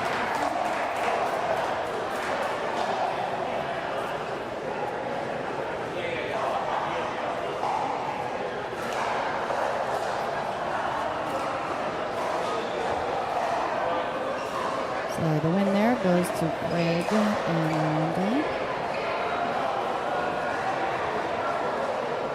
All right, everybody, we're going to have some more action in just a few minutes here, so don't go far. And I will be right back with you.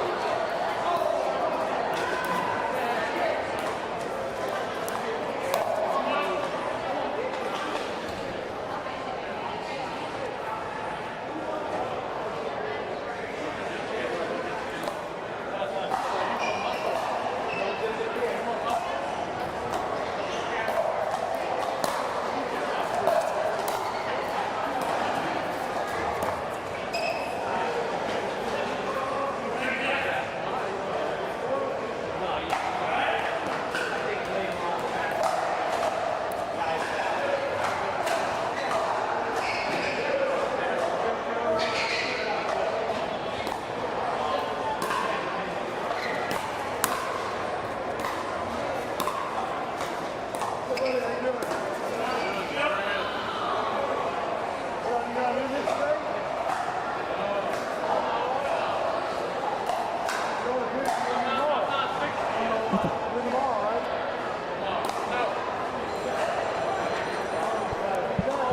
right, everybody, Michele Spahr back with you. Again, people call me Sparky. You may call me either. We are here for our USLPL Combine for our men's 60 plus. Our women played this morning, and now we are back with some action for our men 60 plus, who will also be playing tomorrow, and then the 50 plus will be coming in hot. They are ready to go, and there's a lot of them. So there'll be some fun action there.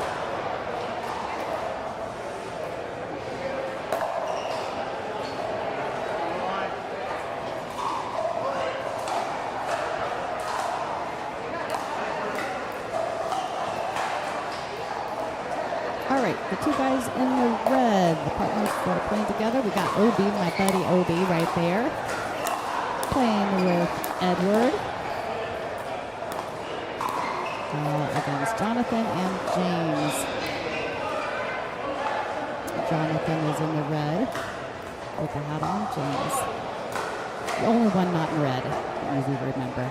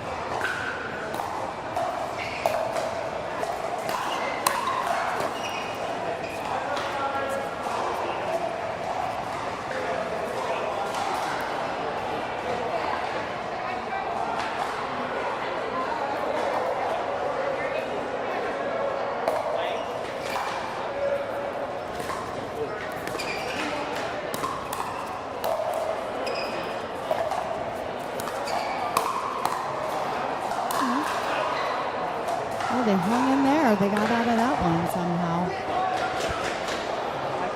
Part of the paddle, OB. Don't complain about that little boo-boo on your hand.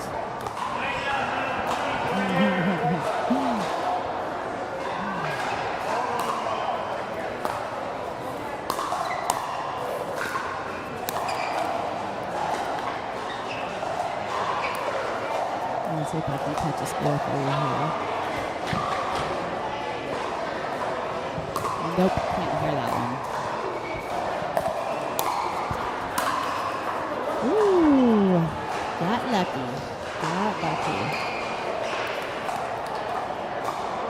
So I said it before, one thing I am learning about Jonathan over there in the red is that he loves a good third shot drive, and often works. We'll see if he... Once he's playing with some other players that can kind of block that back, if he changes up his game at all, or if it just continues to work. Like I said earlier, we'll see a lot of drives. I've seen a lot of drives on the third and the fifth from these players, but it seems to be working with most of them, so I gotta wonder if there's any reason to change it up if you're successful with that. We've got owners walking around all over the place. I see Mark Bondi, Eddie Anderson from Kentucky. Also see a few of our veteran 50-plus players. Some of them drafted, and so they're just here already drafted, so they are as protected players. So they are here helping some of the owners and their friends kind of scout out some of the talent.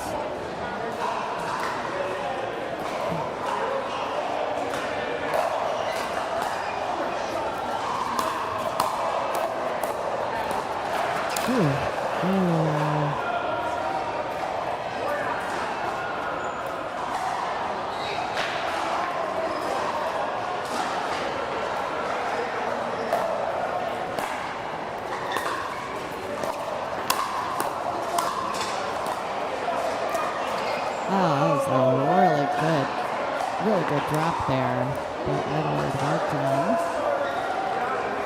He was on his back foot there, backing up. I wasn't sure he was going to be able to get out of that, and he recovered really nicely. Nice little drop by Obi.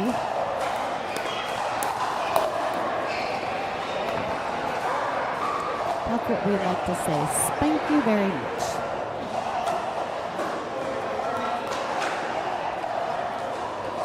If you're out there and you have a question, you can just throw it right here into the chat and I will try to answer it for you. If I don't know the answer, I will find someone who does.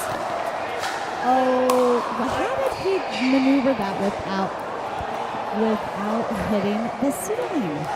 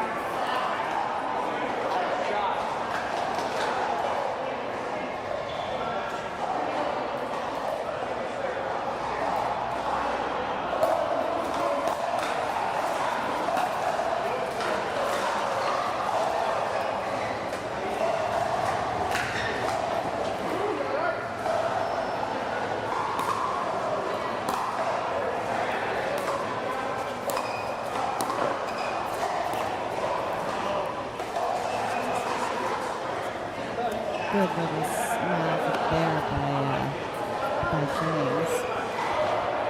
Good shot. Switching sides, so they are at 6. And James and Jonathan at 6. And we'll see if they can't catch the score for Edward and Obi.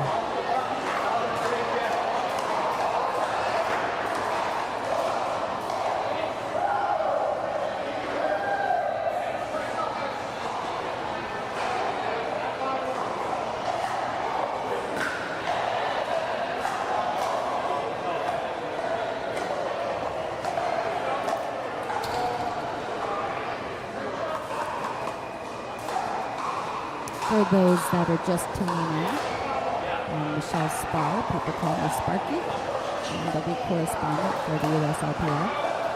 And we are here for the 60-plus USLPL Combine. We have our women playing this morning. These are the men. We have our owners that are walking around the facility, making some notes. Potential draft. Potential players to draft for their team. As of now, they have their protected players identified on their team, and so they're trying to fill in some blanks.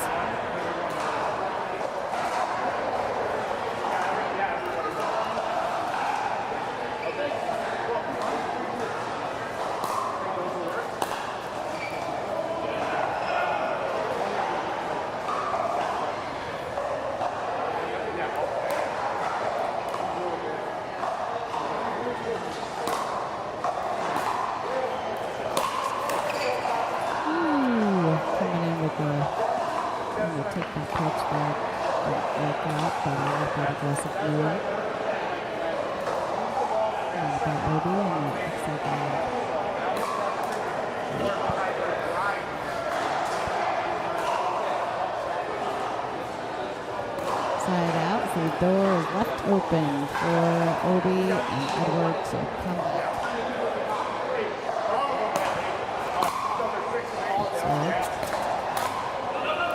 Oh, that's toughy. That's tough.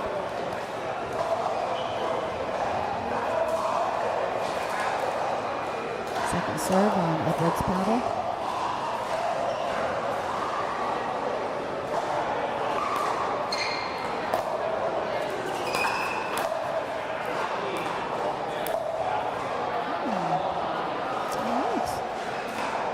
Chipping away at the lead that we have over here with James and Jonathan. Just thought those 2 unanswered points.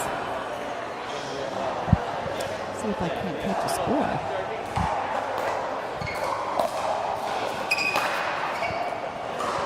And we have a side out.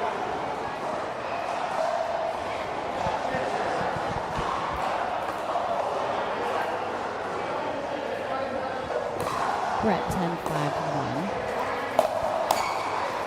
Good work. Wow. All right. I feel like Edwards coming alive here in these last few points. All right, we're on the 2. 10-5-2. And there it is. Game goes to James and Jonathan defeating Edward and Obi. All right, we have more to come. Do not go far. We'll be right back with you after these men get a little bit of water and switch up their partners. Looks like we finished over on the other court, so they should be getting started very shortly. Thanks, everybody.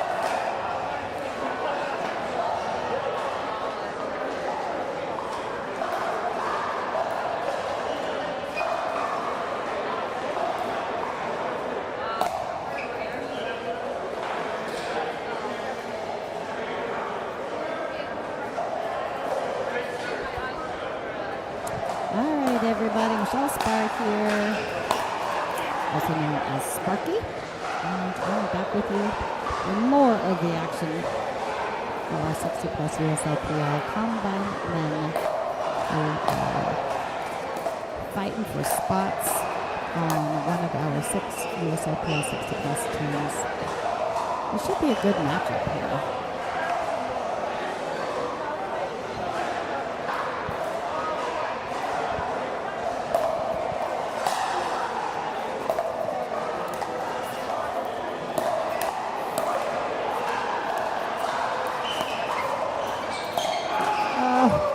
That's just too good. That's what I'm talking about. I mean, that is unbelievable. He's looking over here saying, "You did get that, didn't you?" That is we did record that, right? That was just beautiful.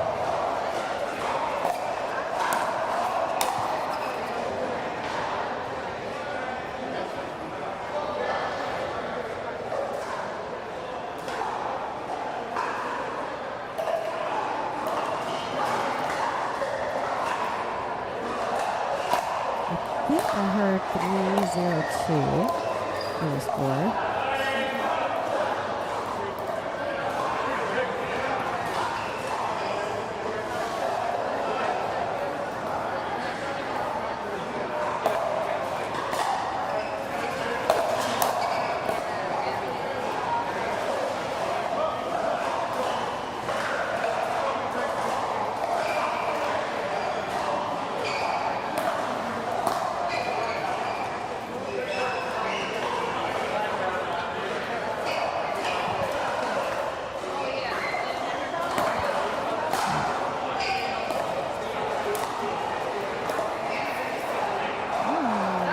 OB spin just came back to him, I have a feeling. He wants that one back.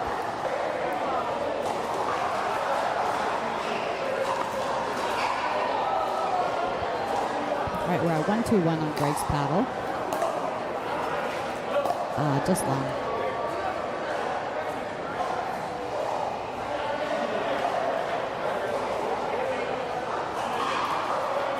Two, 2-1.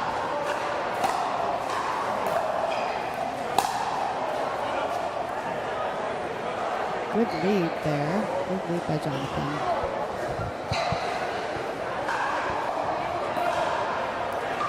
I say good lead because I would have hit it. I think everybody else would have gotten that really. Either that or the ball would have hit me. I'm not sure if I'm fast enough to get out of there. Woo! Oh boy.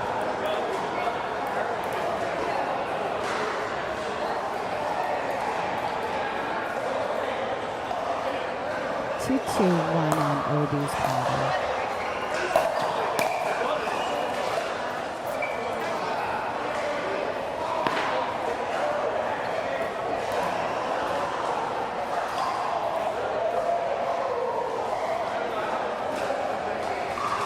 Two, Jonathan serve.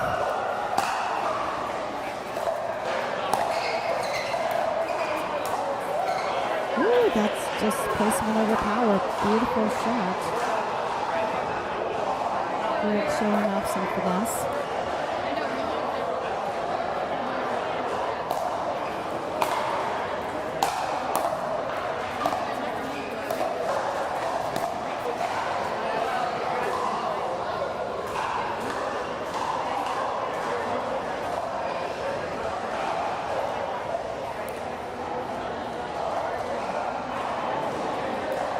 So at 2-2-2.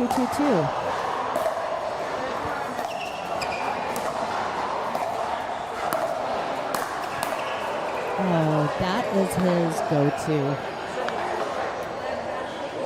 It's so well, it's just like technically perfect. He could run the clinic. Let's go to OB's clinic on that shot. So good. Had the misfortune of having to play against him last weekend. I say misfortune because he kicked my butt every single time I played against him.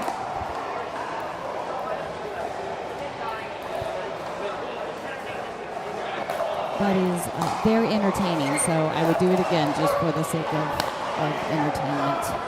Worth every loss.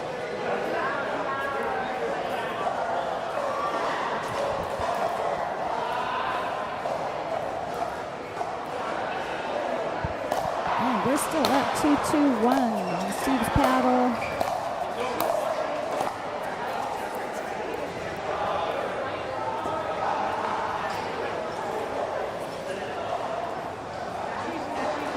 Two.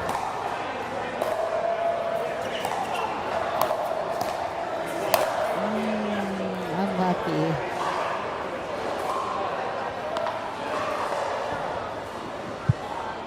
Other side out. We're at 2-2-1 on Obi's paddle.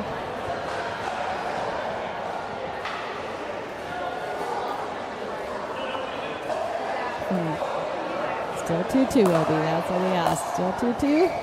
Still 2-2. It'll be a grind of the game. Wow, good quick hands.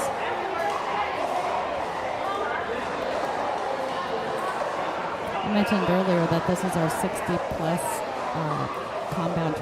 combine tryouts, but I mean the majority of these 60-plus players could be playing in the 50s, no problem, and I think several of them are or will be.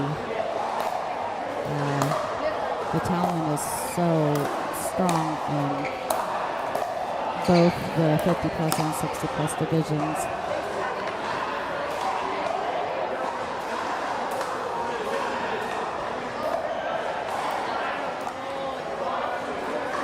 Two. That's right. We have not gotten very far. There we go. Floodgates have opened. We are now at 3-2-2 on Greg's paddle.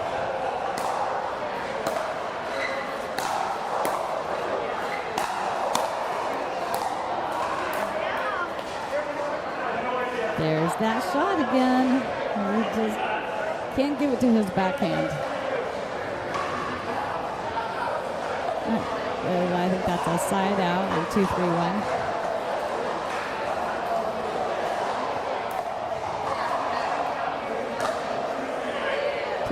Obi's paddle. Oh boy. Took too long to then discuss what the score was. I thought it was. Too much time to think, Obi.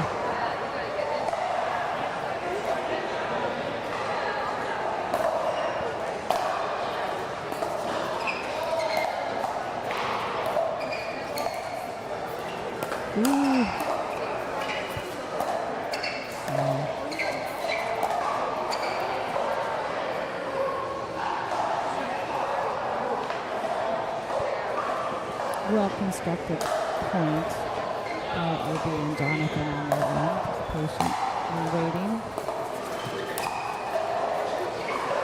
That was about the softest body bag I think I've ever seen. But I think it still counts, right? It still counts as a body bag.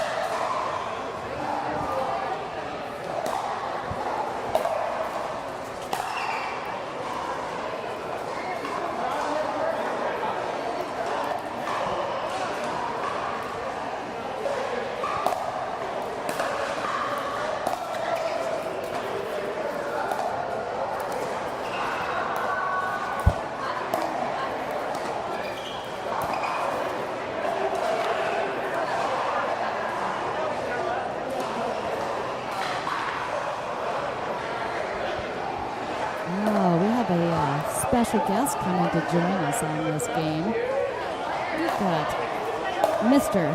Michael Takeo. Yes, Mike is going to be sitting here. Do you want to grab another chair?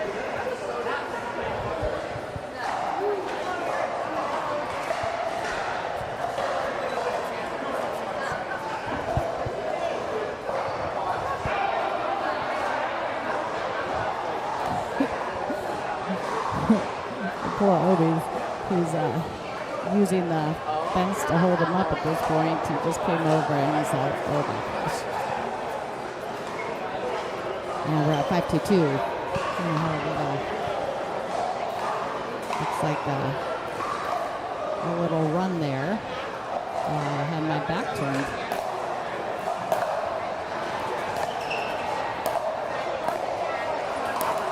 Oh boy, that's dirty. That is dirty.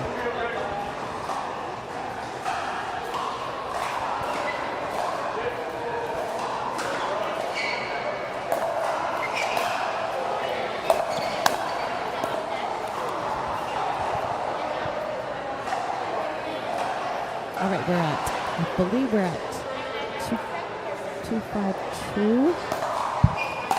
Steve and Greg doing a good job of holding it after that 2-2. Well, commentators curse, we're now at 3, but after that 2-2 hold, I don't know, I think that they were there for probably 5 minutes, just at 2-2.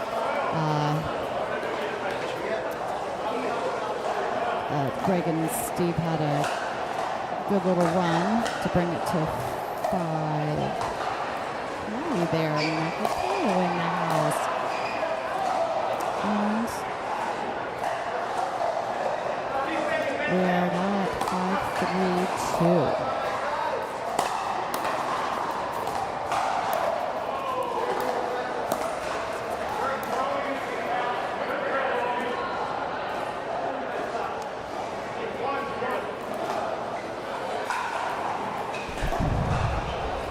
Welcome, Mr. Michele. How are you doing? I am doing great. How are you doing? I'm good. We finally are here. Yes. Gosh, it took us a long time, right? I felt like we've been waiting for this moment for months. So exciting. I know. Man, competition is amazing. It is.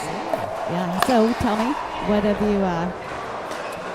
you thought so far as you've been coming along? So this morning was amazing. The ladies are incredible in the competition. It's so hard to pick out one player over another one, but it's just like, when I talk to a lot of the owners, and they feel the same way. It's just, the competition has gone up so much that they're like, really? So how are we going to, determine who's going to be going to pick? And now it's all down to the personality, the chemistry between players. And it's going to be a difficult time to manage. I think it will. And that we want it to be hard on them, don't we? Absolutely. Yeah. Exactly. Yeah. It's like it's going to be a tough one, so you're welcome. Right? I mean, they should be thanking y'all for doing such a good job of getting all these top level players out here. It's a good problem to have. Yes, it is. Well, first of all, I one of the amazed at the amount of players that come. Yeah. 60 players is just incredibly exciting, and they're just so energetic. Let's go now kind of thing. So, Right. so I saw you talk to some of the players. What's their Oh, they are, to your point, they are so excited. They can't wait to get going. I asked a lot of them, I'm like, okay, what message do you have for the owners? And they just kept saying, thank you. Not just to the owners, but especially to you and Ron, who you guys are the ones that put this all together. And it was your vision that got us here, right? And so they we want to just thank them for giving us this opportunity where we can still be competitive and playing against some really high level players. And it's hard to find, especially in the 60. And you have to really travel for that. We're getting everybody all in one location where they can meet other people, and then the teams, to have a team format for 60 where they're playing along 13 of their peers is just phenomenal. So well done. Happy for you. Until then.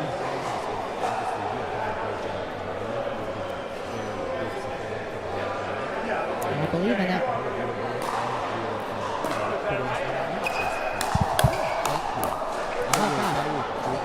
I only gave you compliments so you would reciprocate, by the way. Yeah. I'm like, I'm going to give him compliments so then that way he'll give me compliments. Yes, right. Scratch my back. Yeah. No, it has just been good. And I'll tell you, I'm really pumped up for the 50s.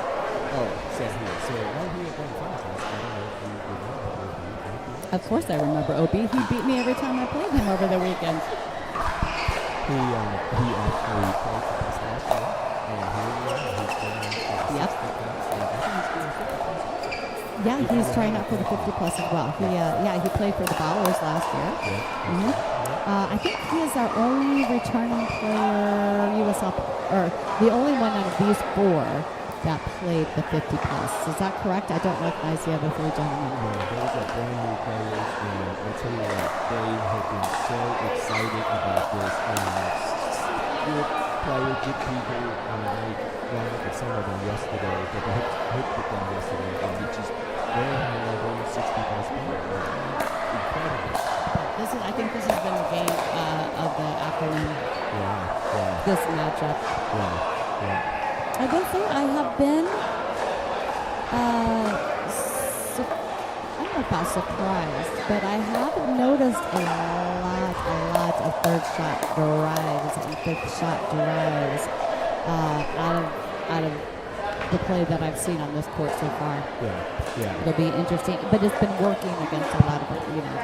So it'll be interesting. I said this earlier to see if these look at that. I mean, if they will be able to adjust if they play against a team that can handle that. What a point that was, right? I'm sorry, Michele.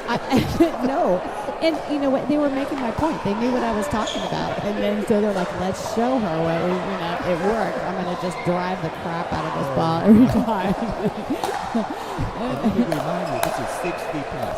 Yes, I know. I was saying that too. I'm like, especially a lot of these players could be competing and beating a lot of 50 plus players, even 35 plus players. It's crazy.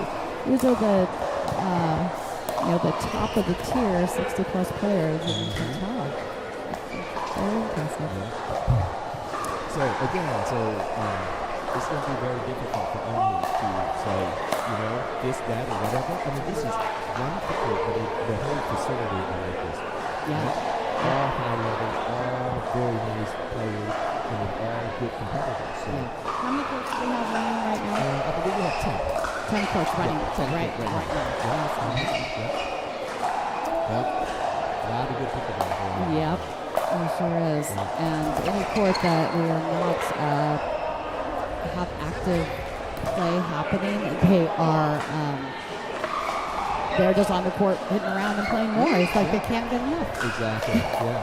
So yesterday, the practice time was from 5 until 8. And I don't know if you've seen all the people are still hanging out playing until 10 o'clock. I know. I left. I was too tired. I'm like, I don't know how these people are doing. And I only played like maybe 2 or 3 games yesterday. And I was like, I'm done. I don't know what how are they still on their feet?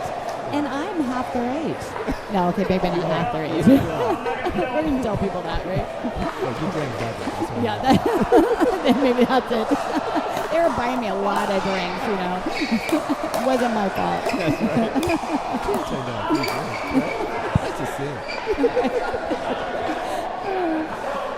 No, so it was, I noticed them too. They had been playing for hours and they're like, hey, you look like that's compete. I'm like, where is this energy coming from? Oh, well done. Got people on the sideline.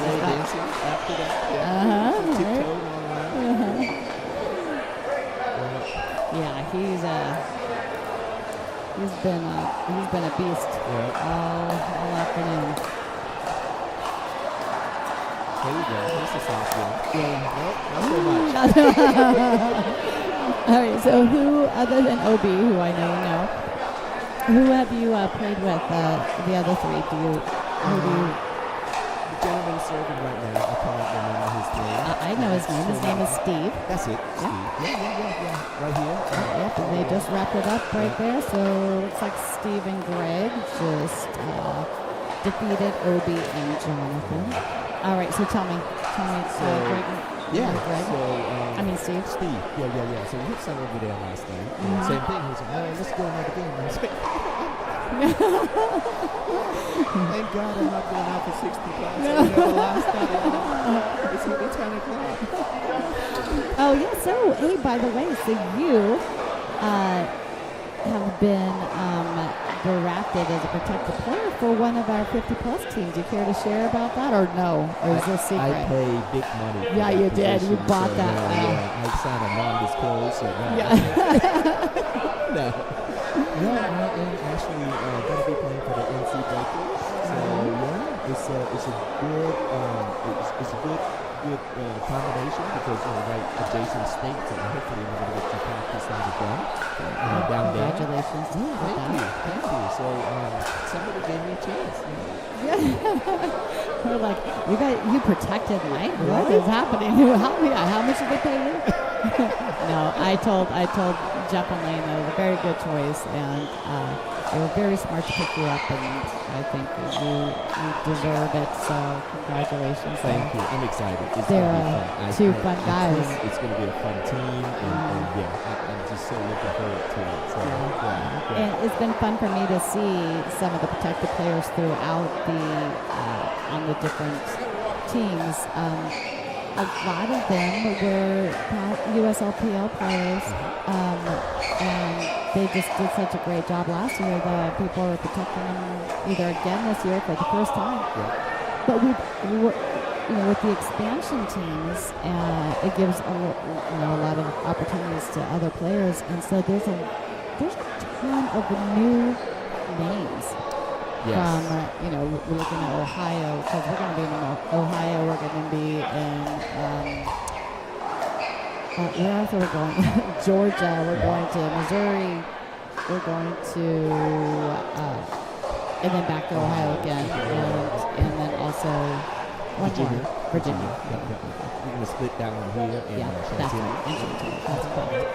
So I actually met one of the gentlemen from St. Louis. He's going to be returning this weekend, 50 plus. Oh. Yeah. Came in today and had a chance to talk to him for a little bit. He's so excited. So that's Where's that, Jimmy? No, Jimmy it's Tony. Okay. Yeah. So he's from St. Louis, so he's so excited about it because obviously he wants that side of the country to get it done also. So hopefully that's going to be our goal for next year. Is to keep expanding west. Yeah, I keep telling you, I'm an Oregonian and a Californian, so I want to make my way back over there. So that is the goal. We need to keep going westward bound, please. Right. I have lots of opportunities to go there and see my family and hang out and play some pickleball, watch some pickleball. But just finding new players to come in is exciting for the league. It's exciting for other players that they're seeing and playing against people they've never had an opportunity to play before. Right. That's what's amazing about the combine, by the way. That's the last thing I'll say, and I'll let you have your turn. No. Yeah. So yes, and that's what Tony was telling me about. How many people are there? So I'm hoping that by having more people from that area come in, that we can have that, hey, this is not just an East Coast league. It's a nationwide. So East Coast, West Coast, baby. That's right. Exactly. The thing is that, people say, well, we didn't hear about it, but we're, it hasn't even been a year. No, it's been whatever. It was when the idea was conceived, or the conception of the USLPL was April of the last year. So we're a little, but our first season, we haven't even gotten to the first the mic's on over there, so sometimes when people are talking, I thinking there are people behind us. Right, me too. I keep turning around. But the fact that we're only out this a year. This is just the start of our second season. And think about how many more people we have coming in. So it is growing. The word is spreading. It just takes a hot minute. It's been good. It's been a good ride. So I'm hoping to get it out there even more. And have more interest. Again, we are trying to grow not just the 50 plus, the 60 plus, and the 35 also. Right. They just finished their season, and it was a fantastic. It was very fun. Every single one. And so I missed a couple of those, but you were there, all of them. So. It was a great time. And I liked that we did have some 50 plus players compete in the 35 plus. They were that good. You're right. That's We got exactly that, right. Miss Catherine Gillis, of course. She's just, and she's, not only did Catherine Gillis play in the 35, but she is protected on the 50 plus and a 60 plus team. So she might be take the triple crown here, where she's playing on the only player. I'm trying to think. I think she'd be the only player. You know what? If Rich Niley makes The 60 plus. 60 plus team, which I don't know who he is. I don't know. oh, is he trying out for it? Oh, I don't even know. I He's don't already know. protected. He's a 50 plus right on your team. If he plays 60 plus, if he isn't, I'm gonna say something to him that he needs to do that. But if he plays 60 plus, he would be our one male who's playing all three divisions. Crazy. That to be that good that you could play 35 as a 60-year-old. Exactly. Nuts. Hey, that's a Yes, challenge. for We're us. throwing that challenge out there to anyone that's listening. That's right. Get out there. Maybe you, but I'm still way too young. All right, we're gonna do a 20 plus for you. There we go. Thank you. I'm totally gonna make that. As long as it's the 20-year-old to the 20-and-a-half-year-olds, and you have to have 4 children. You don't have to come to combine. Just send me pictures of your children. Right. Speaking of the North Carolina Breakers, I think we've got team owner Jeff York that's going to be showing up here in the next couple hours. Yes. Oh, was it a surprise? I may have ruined it. So I think he's bringing you a shirt and. Oh boy, I cannot wait. Yeah. Good job. Yeah.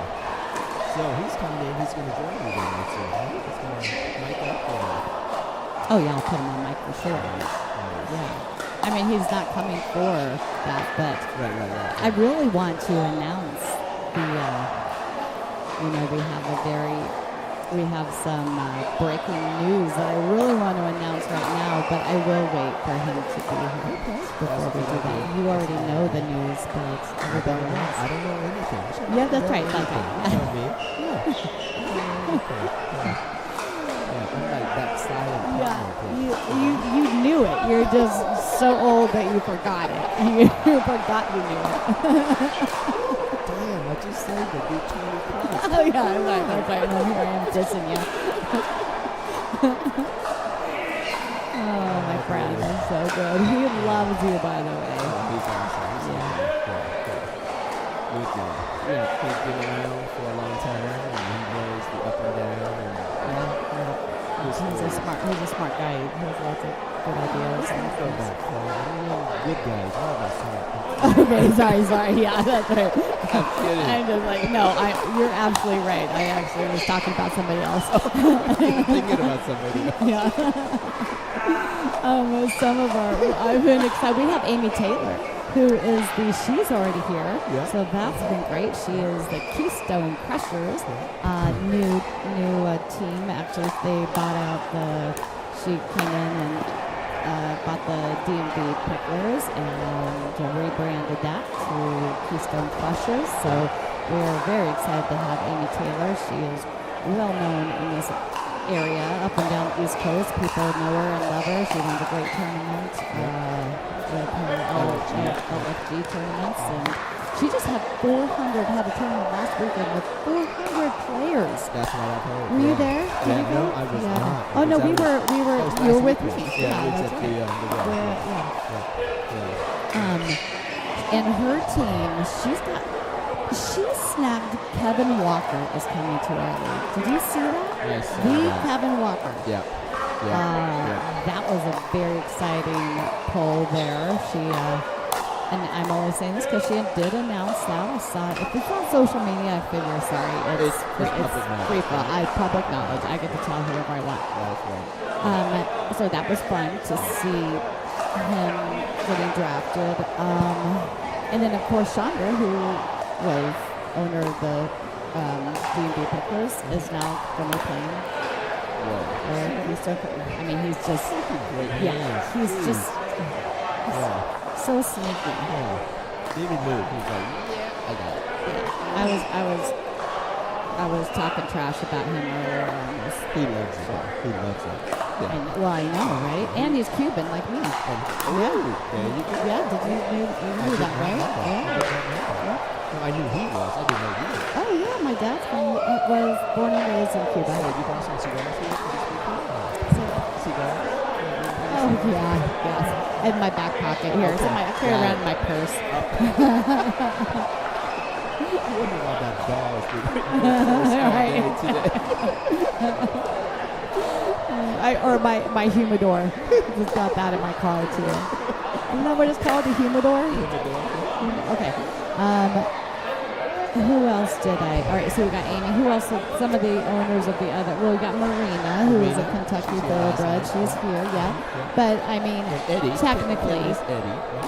he's still well, yeah. But technically, Marina, is here for the 60s supporting Mark and Eddie. That's right. But for the 50s, they will be wearing separate jerseys. Yeah, Isn't that fun? Yeah, because Kentucky and Florida State. True. Did you not know that they're separate jerseys? yeah, that they're owning separate teams? I know you know that, but it sounded like you didn't know what I was talking about, so I didn't know if I need. I thought maybe you forgot. You know what? There's so many teams that I know. I have a more of an excuse than you do, by the way, for that. Oh my gosh, they had to sign contract with you. I didn't have any say in who we pulled in, so oh my gosh, I know. I gotta get to know all of his owners, and I'm just terrified I'm gonna call him the wrong name or call the wrong team name or something. I did say earlier, I'm like, yeah, here's the Palm Beach Royals. And I'm like, Picklers. Damn it. You're watching too much CSP. Yeah. Wait until you roll out the Little League pickleball. Pro Little League pickleball. Are we? No. Oh, I was like, what? Am I going to play for that too? Am I going to be commentating for that also? See, I'm that gullible, by the way. I really am that gullible. Just so you know, in fact, in high school, I will admit this on air. This is breaking news as well. My guy friends told me that they took the word gullible out of the dictionary, and I just, first of all, I didn't even what does the word gullible mean? So I was like, first of all, why are they telling me? And I'm like, really? That's weird that they took a word out of the dictionary. And they're like, and it took me a little bit to understand, gullible is the word. I understand what that means now, so I now can use that in a sentence. Oh!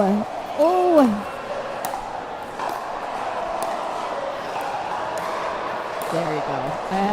Wow, what a point. These guys are just putting on a show right now. No. Right in front of us. That was so good. We should be paying for this right here. Yeah, I got front seat right here. Amazing. Look at this.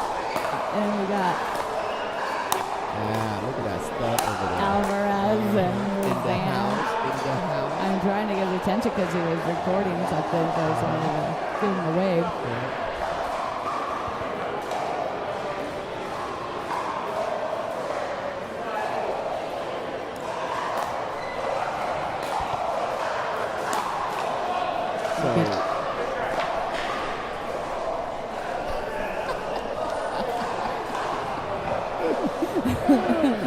It's so fun. It's so fun seeing people that we haven't seen since last season. Exactly. Oh, gosh, I'm so glad the band is back again. That's right.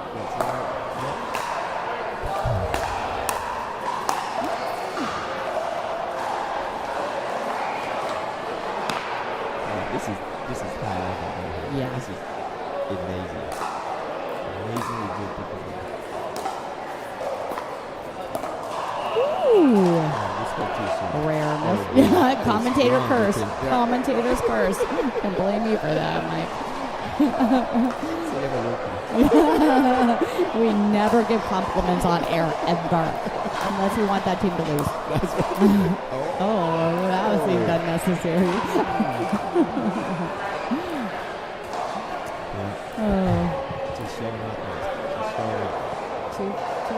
252. Is that what? I didn't hear it. Yeah. No, I think this.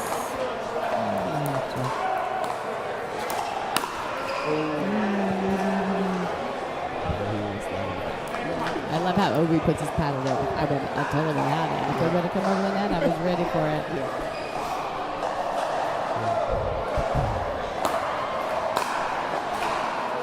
That's a big serve. That's a big serve. Yeah, I hate his serves. So 6 of them. Oh, is it? Okay, there we go. Now we're switching ends. So I think we're at 6-2. 6-2.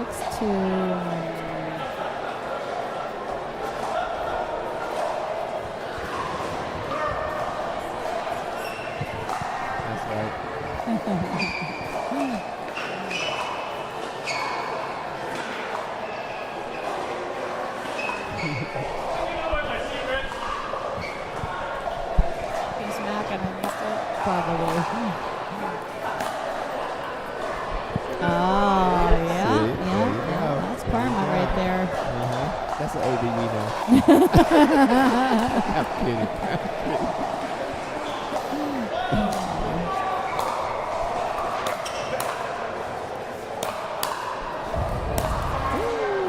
Third time's the charm. That's what we call duck, bang, bang, duck, right?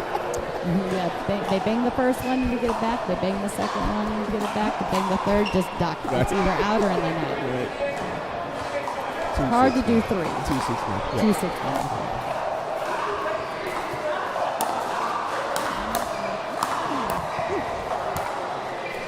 I mean, that ain't so bad for a little guy, right? You see that? His hands. OB say, don't come. Oh, Don't be bring or it do. in. What are you thinking? Yeah. What are you thinking?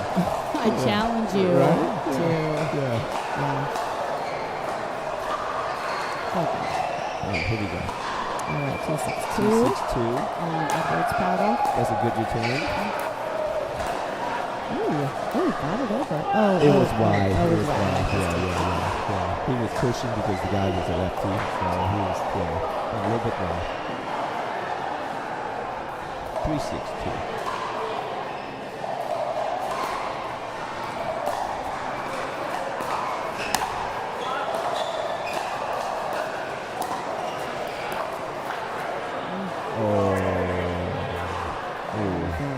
That's a little bit of a side spin.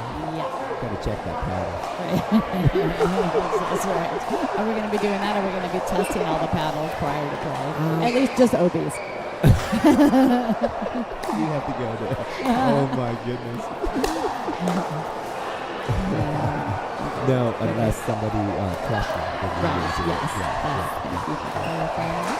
I've heard from a lot of people today, from the owners of the 60 plus, and so I just want to verify this with you that we are definitely 3 lines for 60 plus. Yes, okay. we are. Last I heard, it was like that's where I thought we were going, so it is official. Yes, it is. It's such an overwhelming turnout. So if we were to do 2 lines, we would have to turn away 50% of the players, and that's just not a good image for us. So, which is a good thing because it's such a good demand for it. So we can't just turn away people. So. I agree, and Eddie and I talked about it earlier, and on the call the other day we talked about it, that the energy that 3 lines brings, right? That gives you 14 players per team, and being a team sport, going from 14 to it would have been 10? 10. Yeah, there's a difference there. It's huge. Yeah, and it's just that was one. it gives when you're not playing, you are standing on the sidelines cheering on your team, and it just, we fill facilities up with people and fans. And to drop the number down, I kind of agree with I think it would have taken away some of the buzz, right? Yeah, I agree. Some of the energy. Absolutely. So I was very happy with with anything that we try, we want to go small and see how it goes, right? Because we don't know if we're going to have about 60 plus good start to playing. And when the numbers come in, you're like, wow. Yeah. Our 35, I mean, we went in for our 35 plus, and we started with 3 lines, and we had the numbers. It was the play was on all 3 lines. The play was solid. Solid, yeah. Exactly. Yeah. I cannot imagine that. You're going to be playing 9-3 this week because they're all good players. I know. They're all solid. The whole team. It was people always ask me, okay, what was the difference between the 35 and the 50, 35 plus and the 50 plus? Everybody thinks I'm going to go straight to like 11. Yeah. But honestly, it was with the 35 plus, a lot of people have younger kids. They brought their families. Yeah. And you saw that. You saw that. We talked about it. Yeah, but these people, the people watching right now maybe didn't hear this. So yes, we talked. They bring their families, and it is a totally different vibe, right? There's kids running around places and stuff, and then you get to the 50s, and everyone is, I'll tell you, I mean, I loved having the younger families in the crowds there. I thought it was awesome. At the same time, I love also walking in where it's just adults. Yeah. I mean, it would go either way. Depends on my mood. I mean, I had 4 kids. Gosh darn it. I've been there, done that. Yeah, we talked about that in Chantilly. I was like, what is going on? Why does these little kids running around? They were babies. Oh my gosh, they were babies. I was carrying babies around. It was like, this is the best thing because I can give them back. You know, I mean, and I did this whole like photo montage like of all of the families and the babies and the kids, and oh my gosh! And then Bethany Bangers when they won, you had Isaac, and you had and Nina with Guillermo brought out their kids, and they were in the pictures. Yeah. It was just so cool. Yeah, I know. Instead of coolers full of adult drinks, they have playpens and. I'm stepping on Legos everywhere I go, right?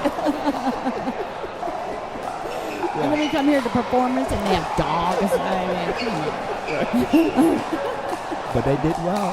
With all of that, they did really well. And I think, to have a 35 plus league, you have to be open to doing what you can to support families that want to come, because otherwise you're not going to get anyone, because they all have families. Right. Absolutely. Or a majority of them are, and there it is right there. So nice work, guys. Yeah, that was a very, very strong game. Probably one of the better ones of the day. Oh, that's awesome. Anything else that you want to throw out there to people before I let you? And we can both stretch our legs for the next round. I am so appreciative of all of the players that showed up this weekend. Those shoes? Stop. I got way distracted because it's fashion right now. You've got USLPL. Did JMA's No. Where did you get those done? John Laser hooked me up with this guy, an artist that do all the shoes for NBA players. Yeah. So I sent it off. 2 weeks later, came in the mail.